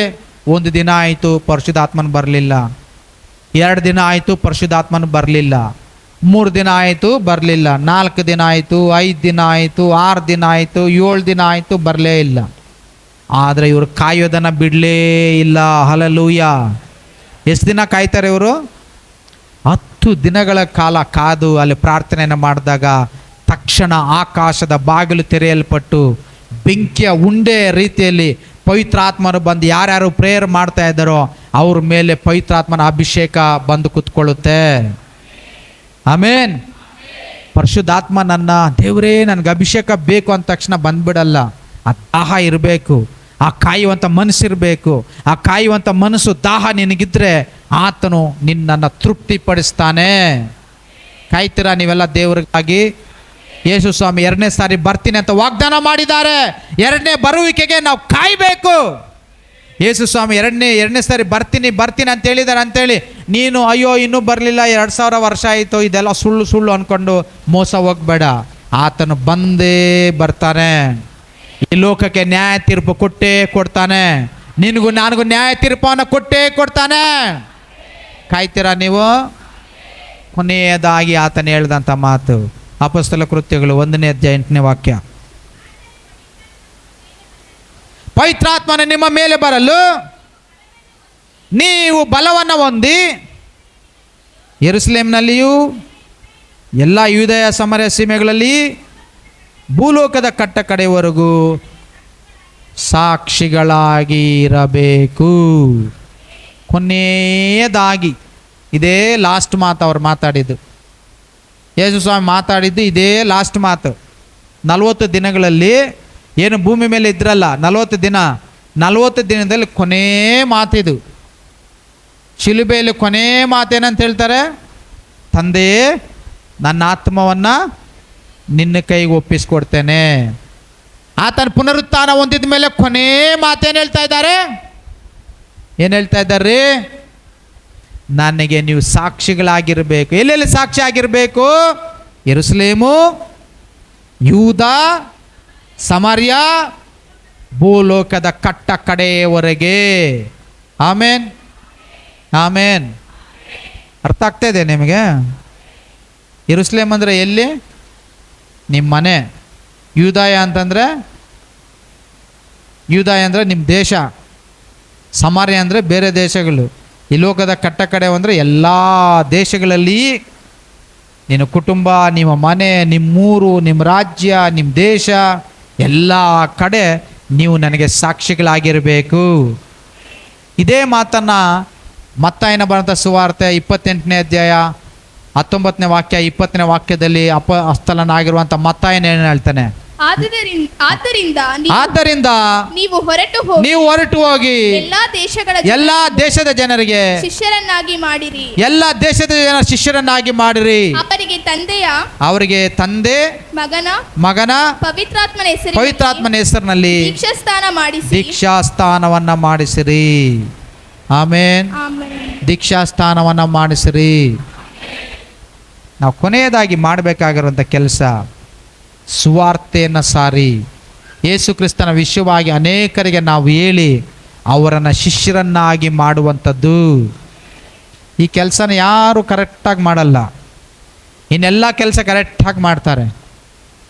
ಈಸ್ಟರ್ ಹಬ್ಬಕ್ಕೆಲ್ಲ ನಿಮ್ಮ ಸ್ನೇಹಿತರನ್ನೆಲ್ಲ ಕರ್ಕೊಬನ್ನಿ ಅವ್ರಿಗೆ ಹೇಳಿ ಅಂತಂದ್ರೆ ಯಾರೂ ಹೇಳಿಲ್ಲ. ಈ ಕೊನೆ ಮಾತನ್ನೇ ನಾವು ನೆರವೇರಿಸಲ್ಲ. ಬೇರೆಯವ್ರನ್ನ ಹಬ್ಬಕ್ಕೆ ಕರೀಲಿಕ್ಕೆ ಬೇಸರನ? ಬೇರೆಯವ್ರನ್ನ ಹಬ್ಬಕ್ಕೆ ಕರೀಲಿಕ್ಕೆ ನಿಮಗೆ ಬೇಜಾರ? ನಿಮ್ಮ ಸ್ನೇಹಿತರು ಎಷ್ಟೊಂದು ಜನ ಇದ್ದಾರೆ, ಅವರೆಲ್ಲ ಸತ್ತೋಗಿ ನರಕದಲ್ಲಿ ನೀನು ಪರಲೋಕಕ್ಕೆ ಹೋಗಿ ದೇವ್ರ ಹತ್ರ ಇರುವಾಗ ಅವ್ರು ಎದೆ ಬಡ್ಕೊಳ್ಳುವಾಗ ಅವ್ರು ನಿನ್ನನ್ನು ಬೈತಾರೆ. ನೀನು ನನ್ನನ್ನು ಒಂದು ಸಾರಿನೂ ಸಹ ನೀನು ಆಲಯಕ್ಕೆ ಕರೀಲಿಲ್ಲ, ನೀನು ಒಂದು ಸಾರಿ ಸಹ ನಿಮ್ಮ ಚರ್ಚಿಗೆ ನಾನು ಕರೀಲಿಲ್ಲ. ಚರ್ಚಿಗೆ ಬಂದಿದ್ರೆ ಒಂದು ವೇಳೆ ನಾನು ದೇವ್ರನ್ನ ನಂಬ್ತಾ ಇದ್ನೋ ಏನೋ ಅಂತ. ಕರ್ತನಲ್ಲಿರುವಂಥ ಪ್ರೀತಿಯ ಸಹೋದರ ಸಹೋದರಿ, ಸಾಕ್ಷಿಗಳಾಗಿರೋದು, ಸುವಾರ್ತೆ ಸಾರೋದು ಒಬ್ಬ ಕ್ರೈಸ್ತನ ಜೀವನದಲ್ಲಿ ಬಹಳ ಬಹಳ ಮುಖ್ಯವಾಗಿರುವಂಥದ್ದು. ನೀವು ಸುವಾರ್ತೆಯನ್ನು ಸಾರಿ ನಿಮ್ಮ ಸಾಕ್ಷಿಗಳನ್ನು ಇತರರೊಟ್ಟಿಗೆ ಹಂಚ್ಕೊಳ್ಳಿ. ನೀವು ಯಾಕೆ ಯೇಸು ಸ್ವಾಮಿ ನಂಬಿದ್ದೀರಾ? ಇವತ್ತು ನೀವು ಯಾಕೆ ಚರ್ಚಿಗೆ ಬಂದಿದ್ದೀರಾ? ನಿಮಗೆಲ್ಲ ಏನು ಫಾರಿನಿಂದ ದುಡ್ಡು ಬಂದು ತಿಂಗಳಿಗೆ 10,000 ದುಡ್ಡು ಕೊಡ್ತಾ ಇದ್ದಾರಾ? ನಿಮಗೆ ಚರ್ಚಿಗೆ ಬರಲಿಕ್ಕೆ ಕೊಡ್ತಾ ಇದ್ದಾರಾ? ಚರ್ಚಲ್ಲಿ ನಿಮ್ಮ ಹತ್ರನೇ ದುಡ್ಡು ನಾವು ಕಲೆಕ್ಟ್ ಮಾಡೋದು, ಹೌದಲ್ವಾ? ನೀವು ಸಂಪಾದನೆ ಮಾಡುವಂಥ ಸಂಪಾದನೆಯಲ್ಲಿ 10% ಭಾಗ ನೀವು ಕೊಟ್ಟರೆ ನಿಮ್ಗೆ ಆಶೀರ್ವಾದ ಅಂತ ತಾನೇ ಚರ್ಚಲ್ಲಿ ಹೇಳೋದು, ಹೌದಲ್ವಾ? ನೀವೇ ದುಡ್ಡು ಕೊಡ್ತಾ ಇರುವಂಥದ್ದು, ನೀವೇ ಕಾಣಿಕೆ ಕೊಡ್ತಾ ಇರುವಂಥ ಚರ್ಚ್ಗೆ. ಚರ್ಚವ್ರು ಯಾರಿಗೂ ದುಡ್ಡು ಕೊಟ್ಟಿಂದ 10,000 ತಗೊಮ್ಮ, ಇಂದ 5,000 ತಕ, ನಿನಗೆ ತಿಂಗಳಿಗೆ 5,000 ಕೊಡ್ತೀನಿ, ತಿಂಗಳಿಗೆ 10,000 ಕೊಡ್ತೀನಿ ಚರ್ಚಿಗೆ ಬಾ ಅಂತೇಳಿ ನಿಮಗೆಲ್ಲ ಏನು ಕಟ್ಟು ದುಡ್ಡು ಕೊಟ್ಟು ಯಾರು ಕರಿತಾ ಇಲ್ಲ, ಹೌದಲ್ವಾ? ಲೋಕದಲ್ಲಿ ಇರೋರು ಹೇಳ್ತಾರೆ, ಓ ಚರ್ಚ್ಗೆ ಹೋಗೋರಿಗೆಲ್ಲ ಫಾರಿನ್ ದುಡ್ಡು ಬಂದುಬಿಡ್ತದೆ, ಕೊಟ್ಬಿಡ್ತಾರೆ, ಇಷ್ಟು ಕೊಡ್ತಾರೆ, ಅಷ್ಟು. ಯಾರು ಕೊಡೋದಿಲ್ಲ ದುಡ್ಡು ಚರ್ಚಲ್ಲಿ. ಕರ್ತನಲ್ಲಿರುವಂಥ ಪ್ರೀತಿಯ ಸಹೋದರ ಸಹೋದರಿ, ದೇವರು ಬಯಸೋದು ಇಷ್ಟೇ, ನೀವು ಸಾಕ್ಷಿಗಳಾಗಿರಬೇಕು, ಸುವಾರ್ತೆಯನ್ನು ಸಾರುವಂಥವರಾಗಬೇಕು, ನಿನಗೆ ಮಾಡಿರುವಂಥ ಮೇಲನ್ನು ಇತರರಿಗೆ ಹೇಳಬೇಕು. ಈ 7 ಮಾತುಗಳನ್ನು ನೆರವೇರಿಸ್ತೀರಾ? ಬರ್ಕೊಂಡಿದ್ದೀರಾ? 7 ಮಾತುಗಳನ್ನು ಬರ್ಕೊಂಡಿದ್ದೀರಾ? ಹಲ್ಲೆಲೂಯ. ಹಾಗಾದರೆ ನಾವು ಕಣ್ಣುಗಳನ್ನು ಮುಚ್ಚಿ ಪ್ರಾರ್ಥನೆಯನ್ನು ಮಾಡೋಣ. ಪ್ರೀತಿಯುಳ್ಳ ದೇವರೇ, ನೀನು ಪುನರುತ್ಥಾನವನ್ನು ಒಂದು ಹೇಳಿದಂಥ 7 ಮಾತುಗಳನ್ನು ಅಪ್ಪ ನಾವು ಧ್ಯಾನ ಮಾಡ್ತಾ ಇದ್ವಪ್ಪ, ನಮ್ಮನ್ನು ಆಶೀರ್ವದಿಸ್ರಿ. ಈ 7 ಮಾತುಗಳನ್ನು ದೇವರೇ ನಾವು ನೆರವೇರಿಸುವಂತೆ ನೀನು ಸಹಾಯ ಮಾಡಪ್ಪ. ನೀವು ನಮಗೆ ಪುನರುತ್ಥಾನವನ್ನು ಕೊಡುವಂಥ ದೇವರು, ನಾವು ಸತ್ತೋದ ಮೇಲೆ ನಮ್ಮನ್ನು ಬದುಕಿಸುವಂಥ ದೇವರು ನೀನಾಗಿದ್ದೆ ಸ್ವಾಮಿ. ಆಶೀರ್ವದಿಸ್ರಿ. ಇವತ್ತು ಬಂದಿರುವಂಥ ಎಲ್ಲ ನಿನ್ನ ಮಕ್ಕಳನ್ನು ಹೆಸರಿಸಿಡಿದು ಆಶೀರ್ವದಿಸಿ ನಡೆಸಬೇಕಾಗಿ ಯೇಸು ಕ್ರಿಸ್ತನ ನಾಮದಲ್ಲಿ ಪ್ರಾರ್ಥಿಸಿ ಬೇಡಿಕೊಳ್ಳುತ್ತೇವೆ ತಂದೆಯೇ. ಆಮೇನ್. ಬಾಯಿ ತೆಗೆದು ಆಮೇನ್.